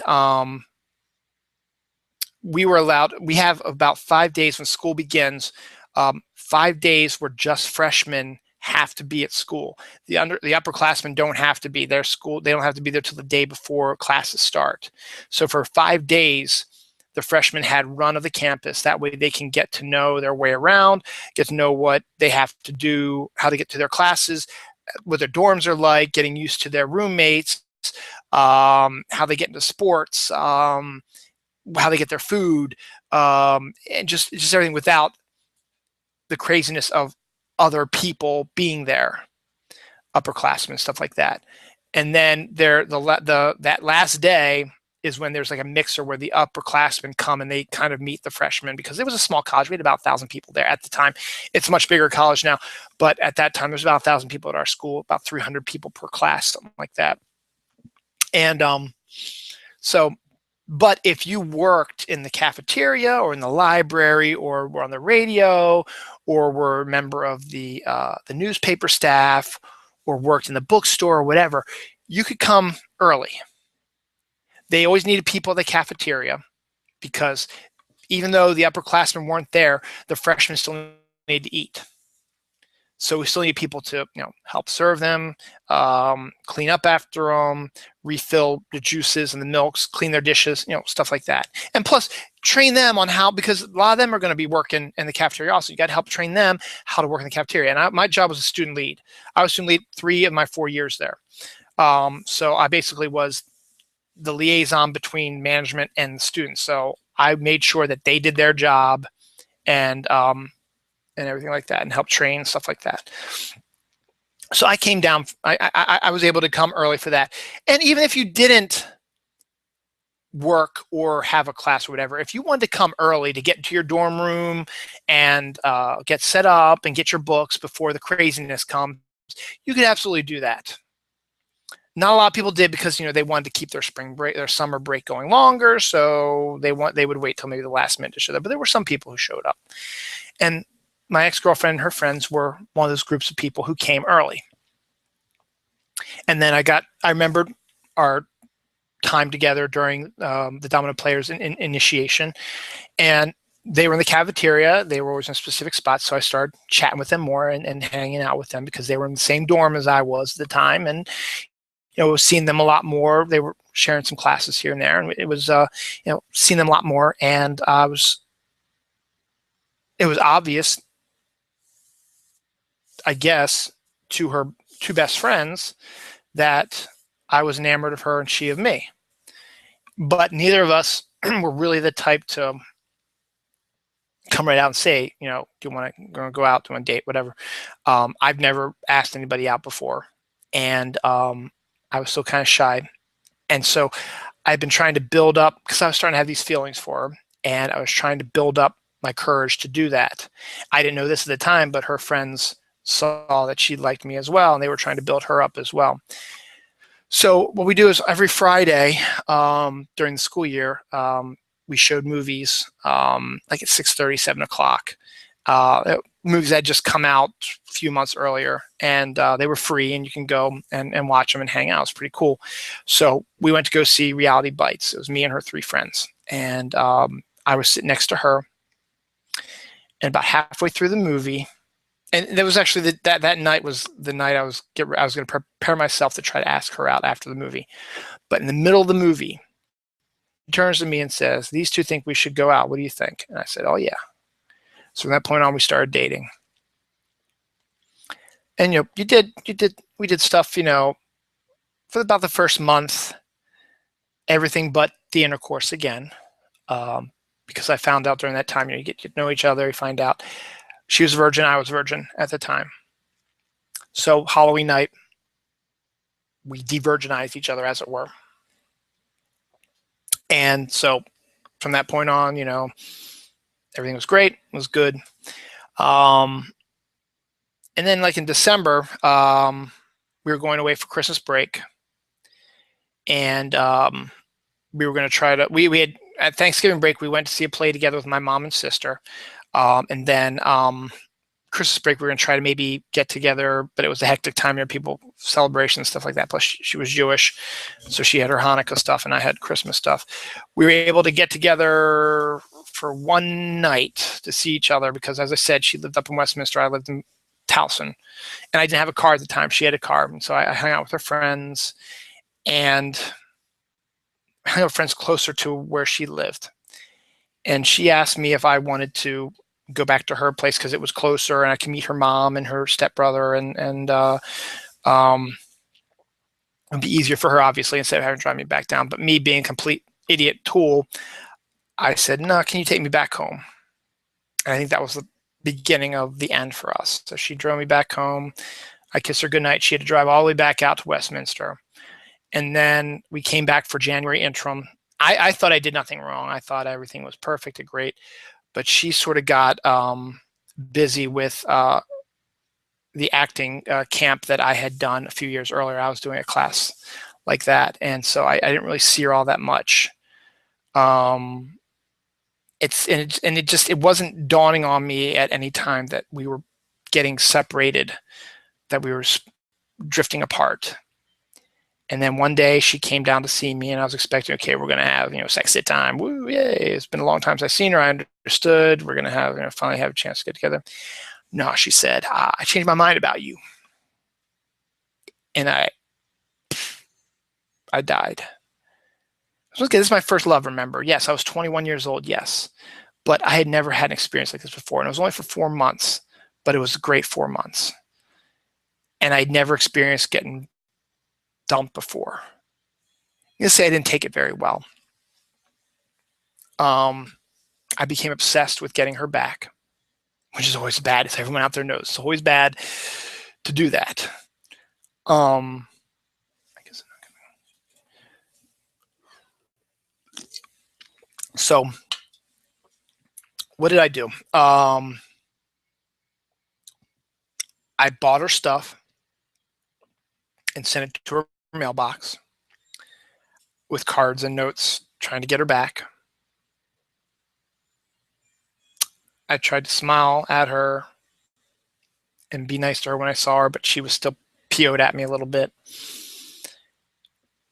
And at that point, I was starting to have trouble sleeping because my life was, for all intents and purposes, it was done. It was over. Now, I never got suicidal, but think back to your first love and when you guys broke up. It might have been so bad for you if you're the one who broke it off, but just think about it, how you feel when somebody broke up with you and you've shared what we shared. You know, and I didn't stalk her so much as, you know, we were in the same dorms. I would walk past her room every once in a while. And the doors were closed, so she never saw me. Sometimes they might have been open. I might just walk by, but they might not even notice me. And I even went so far as to try to get witchcraft to get her back. There was these pamphlets that I saw in an ad somewhere, and I bought them. And it's like, you know, how to get your lost love back. You got to do this, like candle, chant this and do this. And I tried all that. Didn't work, obviously. So I started having trouble sleeping. And I think I mentioned this before. So this is reiterating a story. I'm sorry, but I think I mentioned it before in an earlier episode of the show, but I'll do it again. I got hooked on sleeping pills. Now, not the prescription. These are over the counter. You can get anywhere. Sominex or not Sominex, whatever, you know, one of these. I forgot which one it was called, but you could go to the drug section, and they were right there. You just grabbed it and bought it, and I got hooked on sleeping pills. I couldn't sleep without taking a sleeping pill. I became unsocial, stayed in my room, trying to figure out ways to win her back, maybe crying a little bit, being upset. And it made it even worse was we had a class together, and it was really tough to handle that, I guess, as it were. And so, long story short, it got to a point where I finally had a moment of clarity. A couple months after, she broke up with me in January. This was like in March. I had a moment of clarity. It was after Easter, I think. I got home and I was so depressed and sad. And I went home for Easter break or spring break, rather, I should say, because I stayed up there for Easter because the college was still open for the most part. And some people left. Some people stayed at home. I stayed up at college. Spring break, I lost it, and I had a moment of clarity, I guess, when I got back from spring break, that this is not healthy. I need to move on. At the same time, I had just been cast in a play, so I had to start focusing on doing that. It was actually funny because it was a series of plays directed by different directors. It's about 5 or 6 different plays. And my ex-girlfriend, who was a theater person, she was a stage manager for one of the other plays. Not the one I was on, but one of the other ones. Actually, I did 2. No, I did 1. So we're kind of in the same vicinity, but luckily the schedules worked out that we weren't ever going on at the same time. So I didn't really see her all that much. So I just started focusing on that. And the first thing I had to do was I had to kick the habit. So one night I said, I ran out of my sleeping pills. I didn't go to the grocery store to buy anymore. I said, this is it. If I can survive this, I can survive anything. Went cold turkey. Had one of the absolute worst nights of my life. But from that moment on, after that one day, it was easier for me to go back to sleep regular time, sleep full time. And I was able to refocus on my schoolwork because I was a senior. I was getting ready to get out of there. I had to keep my grades up so I could graduate. And I had to start focusing on my senior projects and stuff like that. So I had to work on that. And I had to be in this play. so I had to focus on that as well.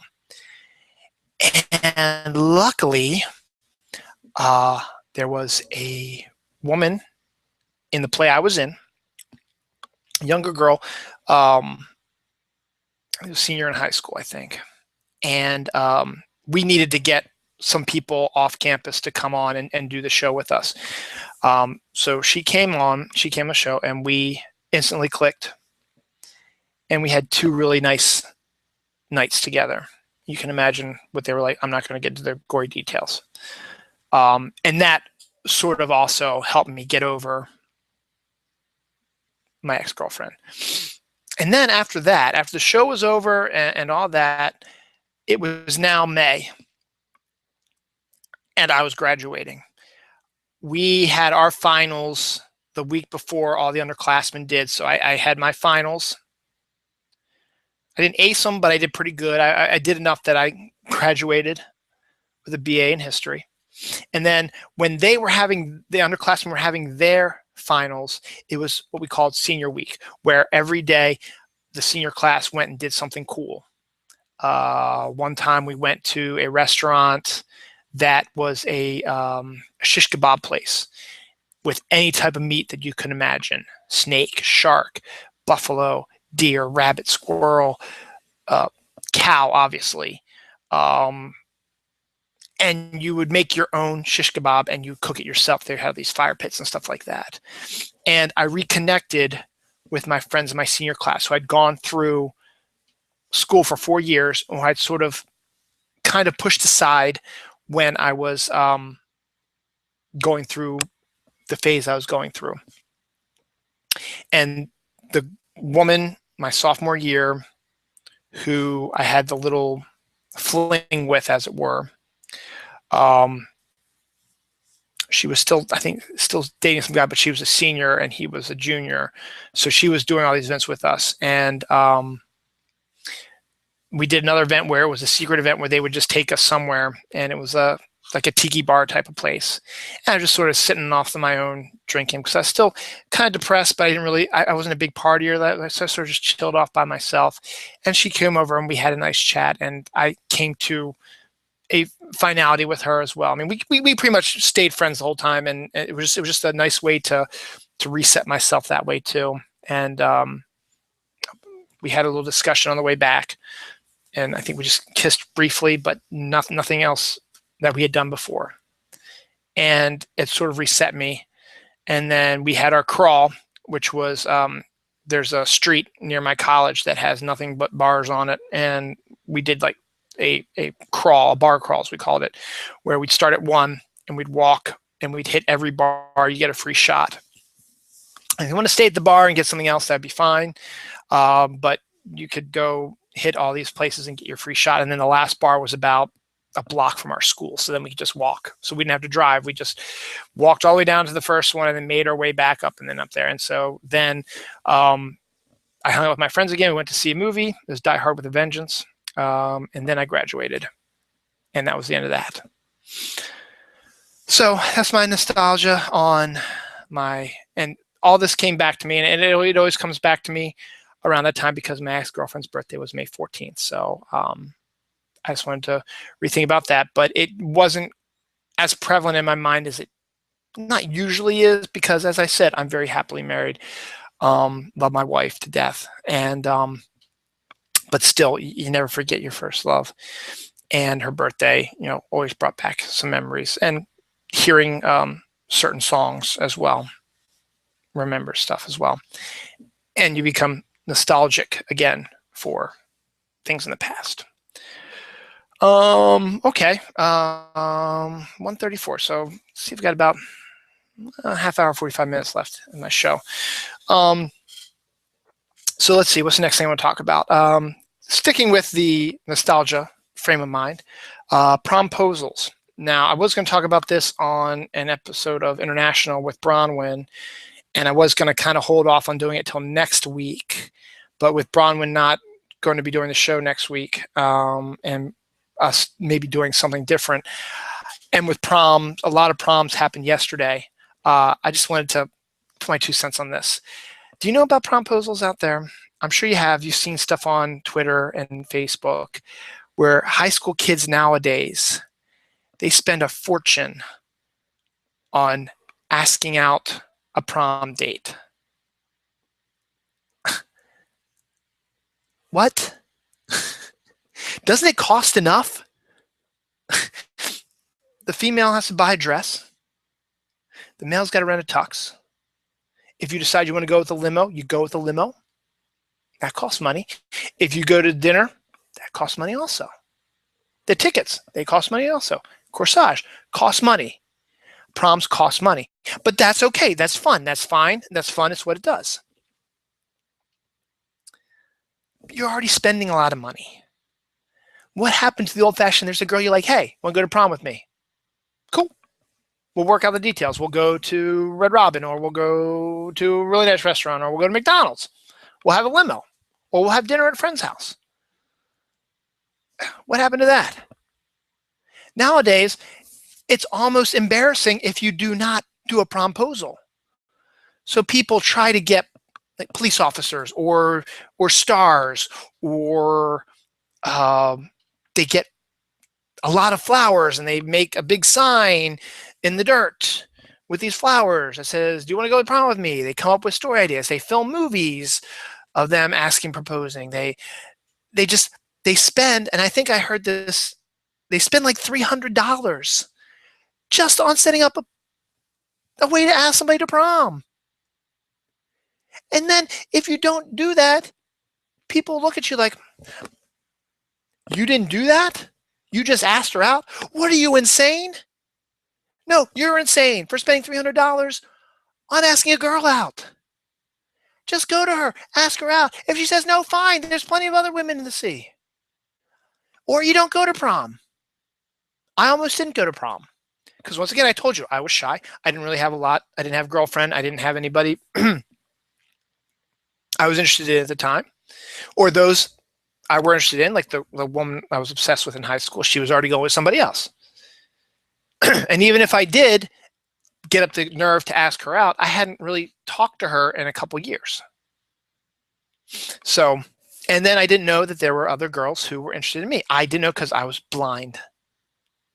I didn't know that. And in fact, it was one of the weirdest things that happened to me on how I went to prom. I played badminton in high school. Now, don't laugh and don't judge. It's a high school collegiate sport, not collegiate. It is a collegiate sport actually, but it's in college. It's for women only. But in high school, it's men and women, and it's a varsity sport. So my freshman year, I had a varsity letter. Did you? Mr. JV football, Mr. JV soccer, Mr. JV baseball? No, I did. And it was badminton. I played badminton every year. My family, 4th of July, my Aunt Patty and my Uncle Frank and all that. Every 4th of July, we would have a giant badminton tournament on 4th of July, and we would do that. And so I knew my way around the badminton court. But this was indoors, and this was professional, which is a little bit different than outdoor fun badminton. But I knew how to play the sport, whereas I didn't have to learn like playbook or signals or certain things. I could do it myself because I'd done it before. It was just a lot faster. So I did badminton for all 4 years. Our badminton team was awesome. I think every year we were in the state championship. We won it every year, I think. Maybe one year we didn't win it, but we were in it anyway. And granted, there weren't a lot of schools in our division, but still, we won. In no small part to me, because I played at least 1 or 2 games, and I might have lost more than I won, but we were a team, and eventually, I still got to help out in some form or another by winning some of these games. We had 4 male singles, 4 female singles, 3 men's doubles, 3 women's doubles, and 1 mixed doubles. I played mixed doubles. Now, the first year, and I was a spot single every once in a while, and I think I might have been in a doubles as well with another guy, but mixed was my main area. And the first year I did that, I was with a person who was terrible, and I had to pretty much it was basically playing single for the most part because they knew she was bad and they would hit the birdie to her. And if I let her go for it, we would, so I ended up having to jump in front of her and help. Of course, that opens up them to knock out because I'm out of place to take it out and I won't be able to get it. So I lost more games than I won that year. However, my junior year, a friend of mine by the name of Erica, she was our #1 singles. And I think she even played #1 doubles, I think, also. She was brilliant. She was absolutely excellent. And they put her in at mixed doubles. And we worked well together as a team. And we won a lot more than we lost. And playing together for 8 games, whatever, you become friends and stuff like that. And you go into practices and stuff like that. You become friends. And yeah, she was a year older than I was, so she was a senior. So my senior year, I don't think I was mixed doubles my senior year. I think I was just straight up doubles and occasionally a spot single player. And I did okay. I was like more 500 where I won and lost about the same amount. But Erica was going to Towson University, which is right down the street. Her sister Jenny was a sophomore, and so she was on the team also. There was a girl by the name of Jessica who was on our team also. And when prom time rolled around, so, I mean, badminton was in the fall. So, I got to know, all my team members in the fall. And then, in the spring, you still hung out with them because they were in your class, and had classes with them and was friends with them, stuff like that. So in spring, this girl, Jessica, she said, "Hey, who you going to prom with?" And I said, "I don't think I'm going to prom because I didn't have a girlfriend." As I said, I was too shy to ask anyone out. And the girl I wanted to ask out was already going with somebody else. So, and this is where it got kind of confusing. She's like, why don't you ask Erica out to prom? Because she said something like, and I think Jessica said something like she had mentioned that she wanted to go to Jessica because Jessica and her were friends outside of school. And so, even though Erica was in Towson State or Towson University, and Jessica was still a senior at Towson High, they still knew each other and said, yeah, she's the one to go to prom with you. With me, really? Okay, so I called her up and said, "Hey, Erica, how you doing?" "Oh, hey, Dylan, nice talking to you. How you doing?" "Good. How's college?" "Good." What's up?" Jessica said something along the lines that you wanted to go to prom with me. "No, I don't think I ever said that." "Okay. Would you like to go to prom with me?" "Sure, why not?" We weren't dating. It was just for friends. And I said too, like, it's not dating. You get to get a nice dress. I'll wear a tux. I don't have enough for a limo. So I'm going to drive my dad's car. And my friends are going. They are renting a limo, but they don't have space for me, but we're going to have dinner at our friend's house. Okay, that sounds good. So we worked out the details and we went to prom as friends. So I had my car and they had their limo and we had dinner at a friend's house and then we drove into the city. Got lost because we didn't actually know where the hotel was. The Baltimore Grand Hotel. I don't even remember where it is. I don't even think it exists anymore. Eventually found it and I parked in the parking garage and we walked over and we had a good time, got our pictures taken but it was friends. It wasn't romantic or anything like that. And then I felt bad. Then after that though, my friends who came in the limo, they didn't have enough money to take the limo. Mr. Reliable comes in. I think we can fit you all into my dad's car. So all sort of scrunched together and I drove them all back home and we went to a friend's house and we just sort of hung out after midnight, in the basement watching movies. And I felt bad for Erica because I think she wanted to go home, but kind of passed out and tired. And eventually I said, "Okay, do you want to go?" She's like, "Yeah." So I said bye to them and I took her home and, I gave her a hug. I kissed her cheek, but didn't make out with her or anything like that. And then that was that. And then Jessica wrote something in my yearbook because it was odd because, she said that Erica wanted to go to the prom with me. I was like, okay, I maybe I misheard her or I don't know. She wrote something, you know how forward I am about things. If you ever want to hang out during the summer, please give me a call. So Jessica was basically saying she wanted to go out with me. But once again, blinders, I didn't even consider it. And then I was too busy trying to get ready for college. So there's nostalgia in for you. So the promposals, it just doesn't make any sense to spend all this money to promposal the girl or even the guy, because the girls do it also, that you want to take to prom with you. And what if they say no? You just dropped $300+ on a promposal that someone's going to say no to. That kind of sucks, doesn't it? Now, if you just ask them straight up, hey, do you want to go to prom? No, I don't. Okay, the only thing you lost is your feelings. I hurt a little bit. Okay, you don't want to go with me? That's fine. That's cool. I'll find somebody else. And you move on. You're not $300 in the hole. I find that ridiculous. But it's the trend. Speaking of trends, what is I've seen it, and I'm in the grocery store, and there's a big display now. There's Heinz ketchup with sriracha, Heinz ketchup with hot sauce, Heinz ketchup with jalapeno sauce. Why? Ketchup is ketchup. It's squished tomatoes with sugar and other stuff added, salt, other stuff added to it. It's tasty on burgers and fries and hot dogs. Why do you need anything else added to it? Now, I know why, because people like hot sauce. People like sriracha. It's the new hip thing to have and stuff like that. But why mix it with ketchup? Oh, I want a sriracha flavored ketchup on my hot dog. Not appealing to me. It might be because I don't like sriracha. Sure. It might not be that I like hot sauce, which I don't. And I'm sure there are people out there that do. And I guess it's an untapped market because I guess it's doing really well because I keep seeing new ones all the time. But what's up with that? Flavored ketchups? Really? What's wrong with regular ketchup? Do you really need this extra stuff on it, added to it? I guess if you like it. I think it's bad. No, it's just weird. And I had this show a while back where I talked about the different flavored of Oreo cookies and the different types of Chips Ahoy cookies now that have different fillings in it now. And that's the newest trend too.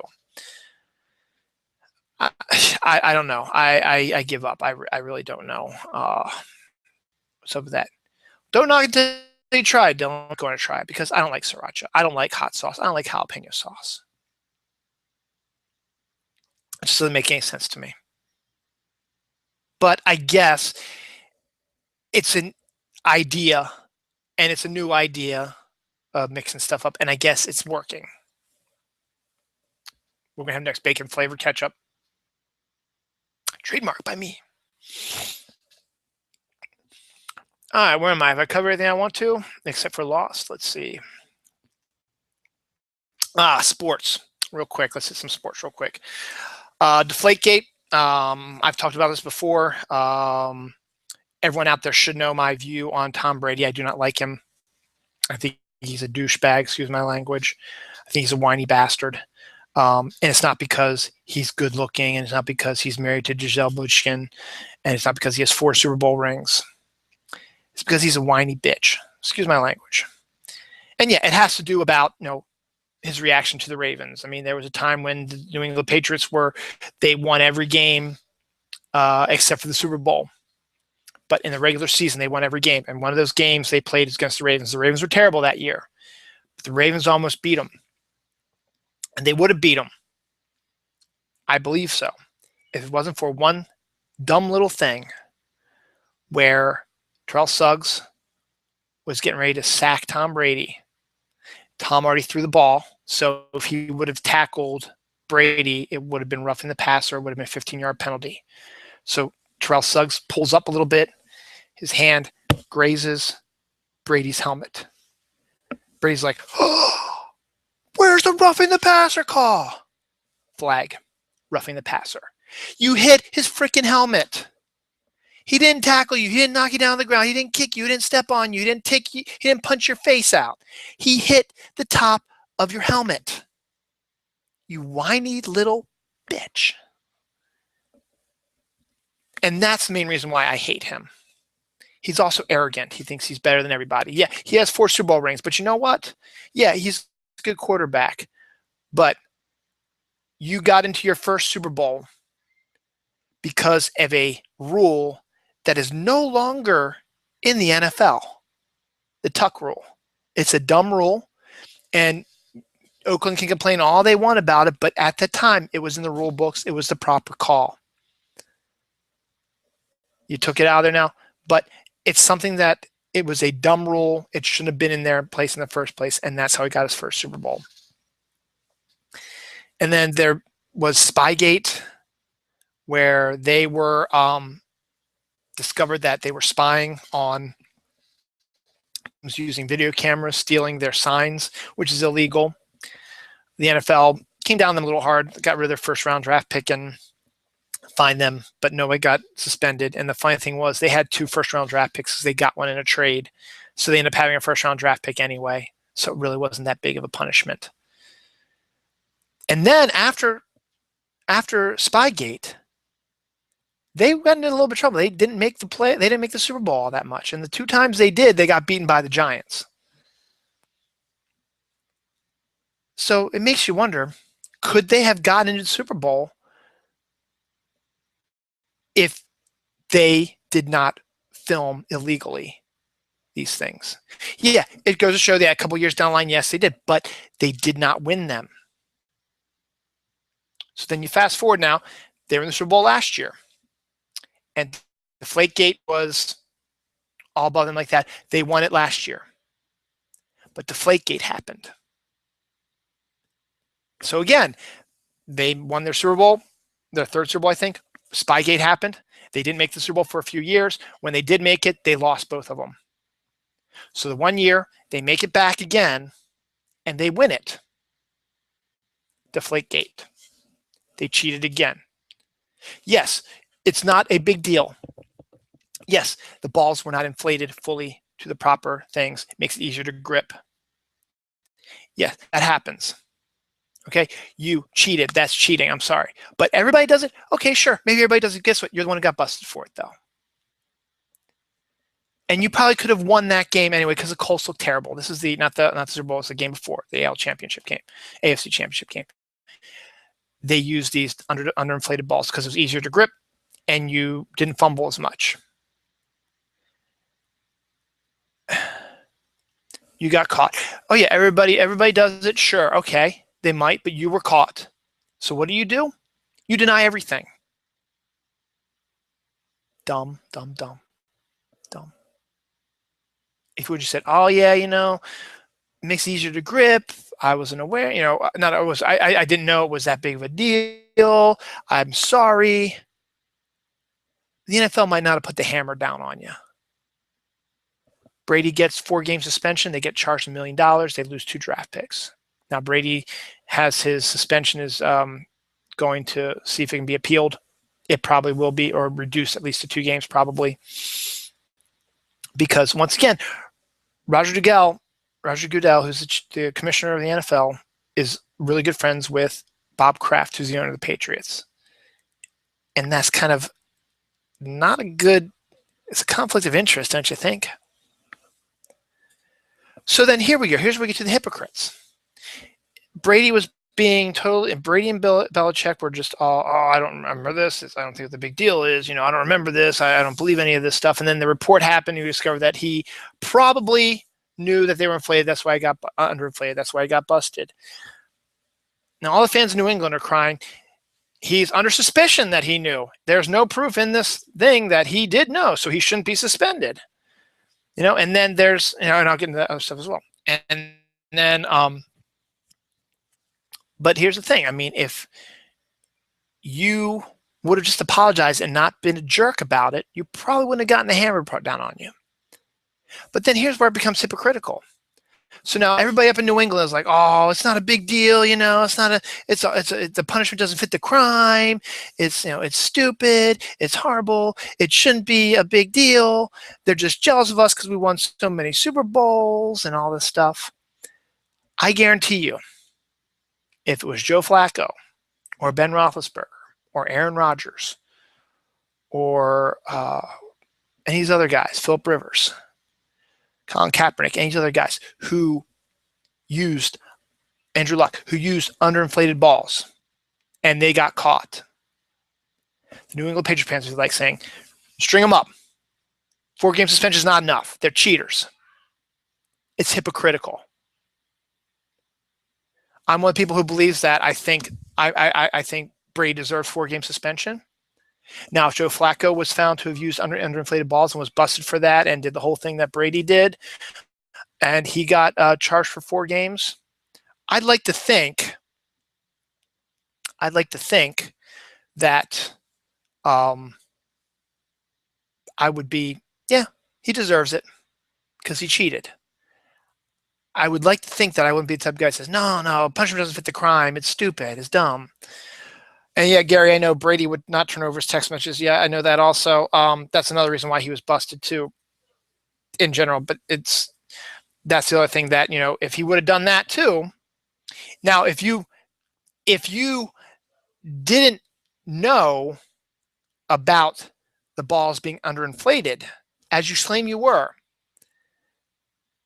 and you have proof of it on your phone that you never sent these text messages to any of these guys, give your phone up. You got nothing to hide. You got nothing to lose. It exonerate me. Look, nothing on my phone. Look, no text messages. I never sent these texts. I don't even know what the hell they're talking about. They would. Then maybe you'd be okay. But as Gary pointed out, no, he didn't hand over his text messages or his phone for that too. But once again, as I said, it's hypocritical. The Patriots fans, if this happened to any other team, they would be saying, string them up for 4 games. They need to be charged for more. $100 million is good. Take their 2 draft picks. They are cheaters. They're terrible. And they deserve more, like that. But because it's happening to their guys, like, oh, no, it's okay. It's not a big deal. And again, I'm saying, I hope that I would not, or any of my fandom would not be like, if Joe Flacco was busted, they'd be like, oh, no, it's not a big deal. Because it is. They broke the law. They broke the rules. They messed up the integrity of the game. And they have a track record of being cheaters. So I do not feel that they were, they got a slap on the wrist. Now, the other thing that pisses me off is everyone keeps yelling and screaming, is like, well, Brady got 4 games for underinflating his balls, but Ray Rice only got 2 for beating his wife. And Ray Lewis, who's a murderer, didn't get busted at all. Well, that gets a little personal because that's about 2 Ravens. Let me talk about Ray Lewis first. That pisses me off more than anything right now. Yes, Ray Lewis had his problems early in his career, around 1998, 99, before we went to the Super Bowl. He had his issues where he was at the Super Bowl the year before. His entourage got involved in a skirmish with some guys. These guys ended up dead. And Ray Lewis at the time was charged with the murder of these 2 people. He didn't murder anyone. And that is what the courts decided. That's what the courts do. They're the ones who decide if there's enough evidence to convict or not to convict. Did he kill anybody? I don't know. I'm not Ray Lewis. I don't know. Is it possible he could have killed them? Sure. It absolutely could have. But in the rule of law, in the sight of law, in a court case in the law, he did not kill anybody. He was exonerated. He paid his dues. He paid a fine. He did his community service. He did whatever he needed to do, whatever his charge was. And yes, he was a snitch. He turned over evidence, which again leads me to believe that I don't think he killed anybody. Does he know who killed them? Probably. Is it possible that he let them know who did it? Sure. He's not a murderer. That's what the court of law decided. And yes, O.J. Simpson was exonerated in his case that he was not a murderer also. And it's pretty much everybody believes that, yes, he killed his wife. But it was because of a few little twists and turns here and there that he was found innocent of the murders. So yes, we all know probably that he killed his wife. And it's possible that Ray Lewis might have killed these people. Sure, it's possible. But if you do not want anarchy, our Constitution allows you to have a court case. If the court finds you innocent, that's it. That's the rules. That's the rule of law. It's been down. Boom, I'm innocent. You didn't kill anybody. Stop bringing it up that Ray Lewis killed somebody. In the sight of everything, in the sight of the legal system, which we believe in, with the Constitution, all you people out there who believe in America and the Constitution, Ray Lewis was found innocent of the murders. He did not kill anybody. He turned state's evidence. Yeah, he was a snitch. Sure, you can call him whatever you want to.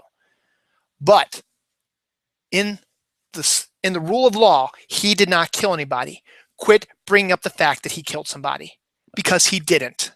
Did he? Sure, he might have. Absolutely. But you know what? It's been found he did not kill anybody. End of story. You're done. You don't have to keep bringing it up. And people still bring it up all the time. And that pisses me off. Ray Rice only got 2 games. That was stupid. That was stupid on Roger Goodell's part. That was stupid on the NFL's part. Ray Rice was on my team. I deserve he had to get at least 8 games, which is half the season, if not more. I'd be fine if he was suspended for the whole year. You don't hurt women. You do not hurt children. 2 games is stupid. And then they revealed the video of him punching his fiancée in the elevator. The minute that came in, you're banned for life. You should have done that originally. Not after the evidence. Or at least charge him for 8 games at least. Something more than 2 games, because that's dumb. And I agree with that. I think Ray Rice totally deserved to get at least 8+ games, if not the whole season. And the Ravens, they released him, as they should have. And they did.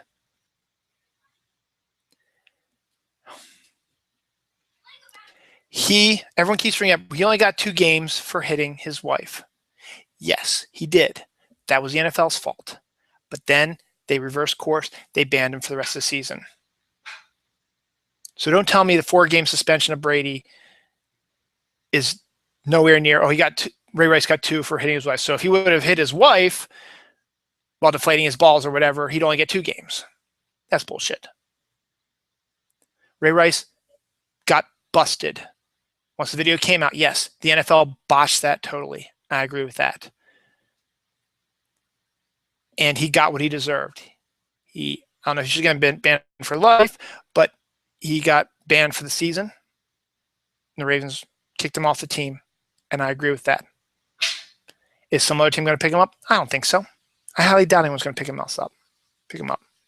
They don't want the PR nightmare. And it's a PR nightmare. The NFL screwed up. They messed up. And again, that's another one that people keep bringing up about this case. Well, Brady only got 4 games for deflating balls. Ray Rice got 2 for hitting his wife. Yeah, he got 2 originally, and then he got kicked out of the game. Think before you speak. Hypocrites. Sports pisses me off sometimes. I'm a rabid fan of the Ravens and the Orioles. I'm angry right now. The Orioles are going through a rough patch right now. They're getting good pitching, but nothing else. Their bullpen gave up 4 runs in the last 2 innings after a really well-pitched game by Ubaldo Jimenez. But we were unable to get any hits across, any runs across, and we lost. That pisses me off. But this whole Deflategate thing, I guarantee you, if it happened to any other team, all these people in New England who are saying it's not a big deal, be the first ones to say, string him up. He should have been charged for more games than 4. He should have got fined more. He should be kicked out of football, that type of stuff, because he cheated. But when it's your guy, you protect him. You back him up. Is that a sign of a true fan? No, it isn't. Because your team broke the law. They cheated. And that's not needed in this game. you play by the rules.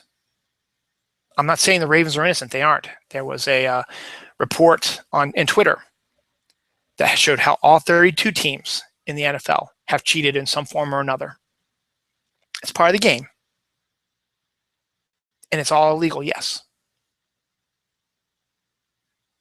But that's the way it goes. Sometimes they got busted for it. Sometimes they missed it.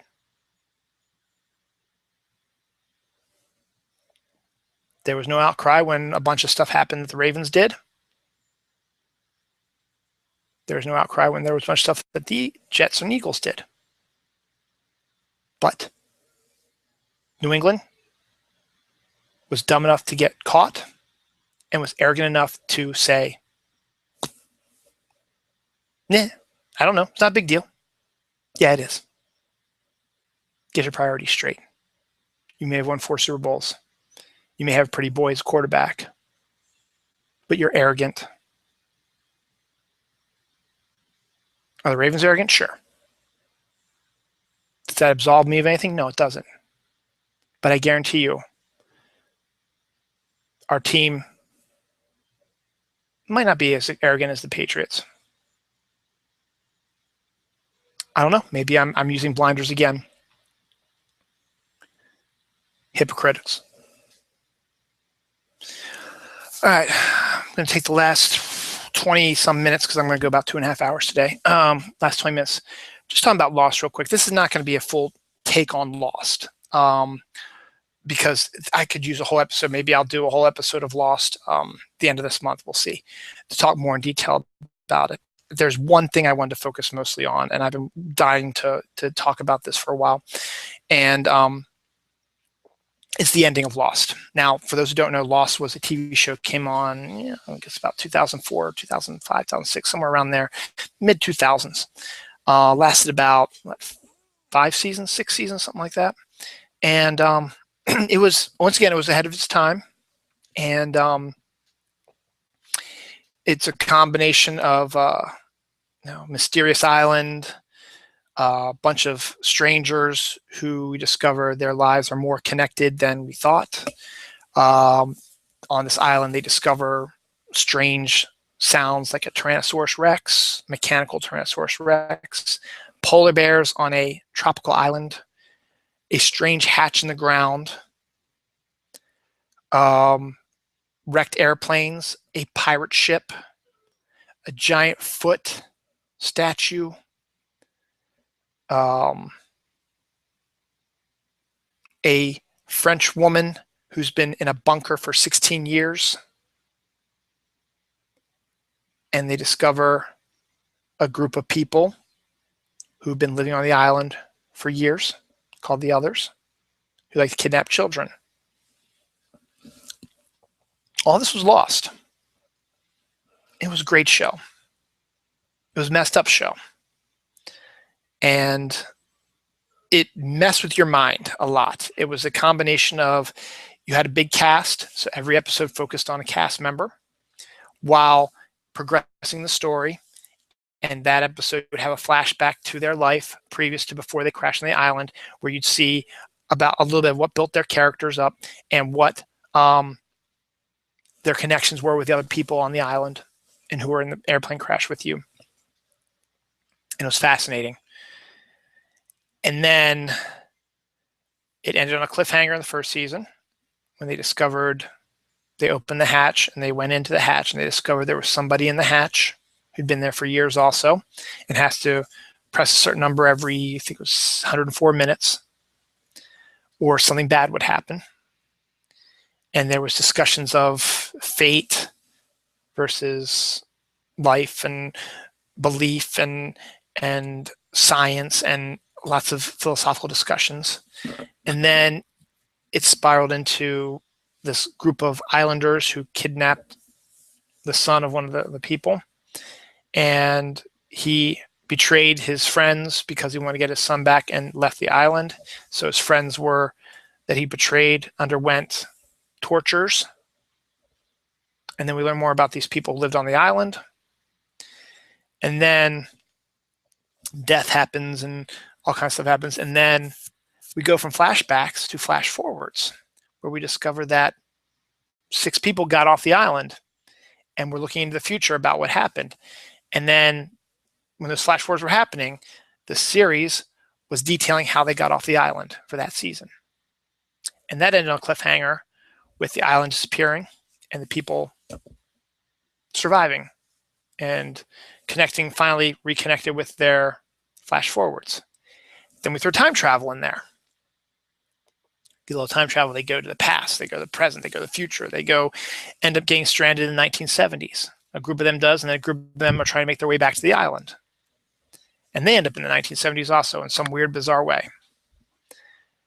And then they think the only way they can escape it is to detonate a nuclear bomb. And they do. And it ends on a cliffhanger. And the final season has them back in their present time. And we just start discovering there's two spiritual beings, a good and a bad one, who run the island. And the final battle between them is coming.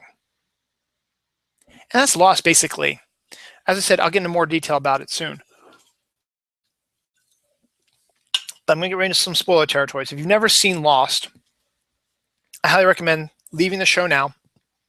Bye, it was nice talking to you, because I'm going to spoil the ending of Lost, because that has been the most crazy discussion that people have been having since the show ended. Now, people became really obsessed with Lost. It was one of their cult favorite shows. And all these mysteries got thrown out there, and some of them got solved, a lot of them didn't. And then they announced the season finale. It was like a 2 or 3 hour season finale, and they were hoping that everything would be solved and wrapped up in a nice bow, and that's the end of the story. And that wasn't quite the case. And then you add what ABC did to the final credits that made people freak out even more about this ending. Now let's get detailed. So season 6, they were in the group that was in the 1970s. They detonated this bomb and they were sent back to their present time. So they were back in the present day. And instead of flashbacks, we have something called flash sideways, where they thought that if they launched the nuke in the 1970s, it would destroy this device, which is what the hatch was built on, and that they would never have crashed on the island, and everything that happened to them the previous seasons was not going to happen to them. So these so what we've been seeing in the show, we see that didn't quite work because they're back on the island in present day. But then in the flashbacks, they're called flash sideways. We actually see that, oh wait, here's an alternate reality where they didn't crash. And how do they get themselves back together, and how their paths cross, because they did not have the experiences. So they land in Los Angeles, they don't know each other, but somehow their lives keep intersecting back in the regular time. It's a lot confusing than it is. If you've been watching the show from the beginning, you would understand it. But that was actually a device to set up what was going to happen in the ending. Now, as I said, the ending had a battle between good and evil for control of the island. This island is this mythical place that, if it's destroyed or whatever, could destroy our world and stuff like that. So there was a group that wanted to destroy it so they can go back home, not knowing full well that the destruction of this island could destroy their world as they know it. And even if they got back home, their world would be over anyway. And the good that wanted to protect the island to make sure that, everything stayed good. And so the Lost crew, they divided in their general things. They had a last battle between the two of them. So eventually one of the characters, Jack, who was the main character, he was chosen to be the new protector of the island because the old one had been killed. So they need a new protector. So he was chosen to do that and to go to war against the bad one. And so, the final episode has the final battle between good and evil. And good succeeds, kills the bad guy. And the good guy, Jack, is critically injured. He's going to die. So he's able to pass on his duties as protector to another member of the Lost crew, Hurley, who is a big jovial guy who dude and WoW and had won the lottery and was, he was chosen to be the new protector, and he took the job seriously, and he became the island's protector for a long time. Now, there's more to it than that, and I'll get into that when I do my Lost show down the line, but I just wanted to get the point that I wanted to make about the ending. So then, after all that happens, the last scene has the character of Jack going back to where he was in the beginning of the show. The very first scene of the movie has him with his eyes closed, and they open, and he had just been in the airplane wreck, and he had been thrown a few feet away from it, and he was in this grassy forest, and his eyes open, and he looks up, and his whole life changes. So he finds his way back to the same spot in the finale, dies there, and his eyes closed. So it's good symmetry, his eyes opening at the beginning of the show, his eyes closed at the end of the show. Then we go to one last flash sideways, where up leading to this point, the flash sideways have been getting more crazy and crazy. And we discover now that Jack is being led into this church that's got all these lights and whiteness and stuff like that. And all of his fellow friends from Lost, some of whom had the people who were on the airplane crash also and were on the island with him, some of them had died, and some of them had survived and moved on. They were all sitting in this church just waiting for something. And then Jack, whose father died at the beginning of the show, his father comes up and talks and says, it's time to move on. And we discover that the flash sideways was some sort of, because they were all together and they experienced all this stuff together, they were able to create a place in purgatory where all of them could meet after they died. And when everybody had finally made their way to this spot, they would advance to heaven together because they went through hell and back, and now they want to go to heaven together. So Jack was the last one they were waiting on. He gets there. He's a man of science, doesn't quite believe it, but eventually he's swayed into it, and everybody goes into the light. End of the show. Now, that pissed some people off, but they're like, okay, that's kind of a nice way to end the series, and it's not exactly what we wanted, but it's good enough. And then they run the credits, and this was ABC's doing. I found that out later that ABC did this. So what does ABC do? They show like behind pictures of the airplane, the debris of the airplane on the island, all the burnt out parts and the pieces, the wings and the engine and all that stuff just lying around on the beach, just sort of like, oh, it's a memory, this is some behind the scenes stuff of the models we built and stuff like that. And there were no people around. So because the show ended with them going into heaven, a lot of people automatically assumed as soon as they saw these credits, they were dead the whole time. None of this stuff happened. It was all in their heads. They were all in this purgatory waiting to go to heaven together until everybody made their way there. And they all died in the airplane crash. That's a bunch of BS.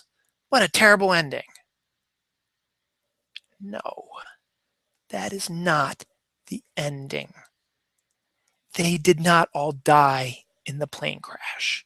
Everything you had seen in the show previous happened, with the exception of the sideways, which was more of an alternate timeline, which eventually led them to this place in purgatory. But all the hell they went through, all the time travel, all the returning and then going back and forth and so on and so forth, all of that happened. And that is why they all gathered together in purgatory and they all went to heaven together, because they went through hell together. It's only fitting that they go to heaven together. They did not all die in the plane crash.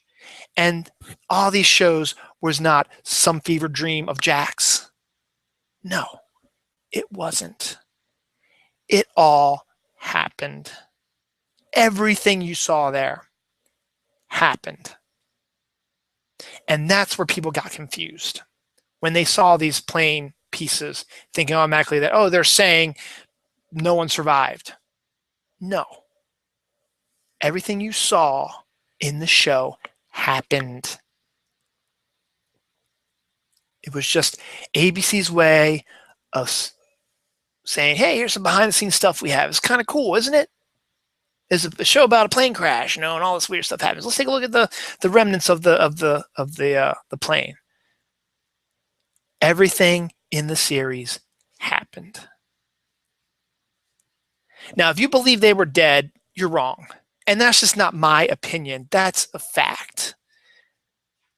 Now, if you didn't like the ending because of the whole purgatory, going to heaven together, and you had lots of questions that weren't answered because of all the things that they brought up and what happened to this character and what happened to that character and why did this happen, what's going on, it's a TV show. All right? You don't need to have every answer. Would have been nice, sure, it'd be nice to have every answer, but you know what? You didn't have every answer. And that's the end of the story. They did not die in the plane crash. They survived. Everything they went through happened. And that's all I have to say about that.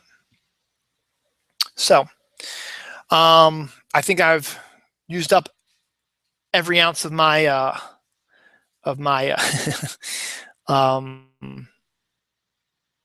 energy or whatever, as it were.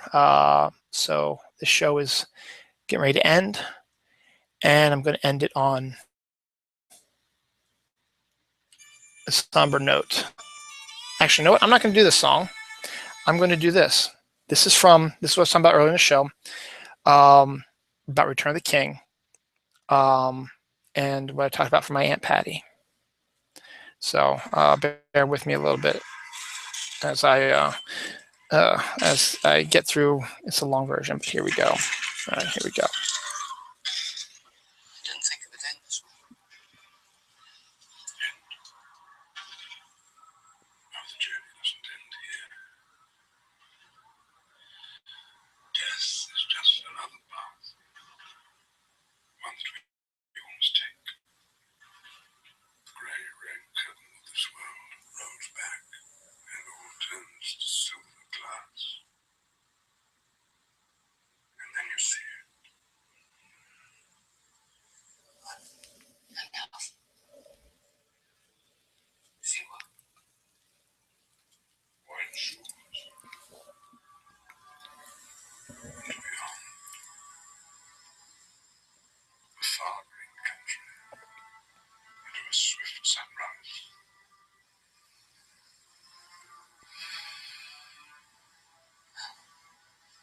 That isn't so bad. No, it isn't. Love you, Aunt Patty. Rest in peace.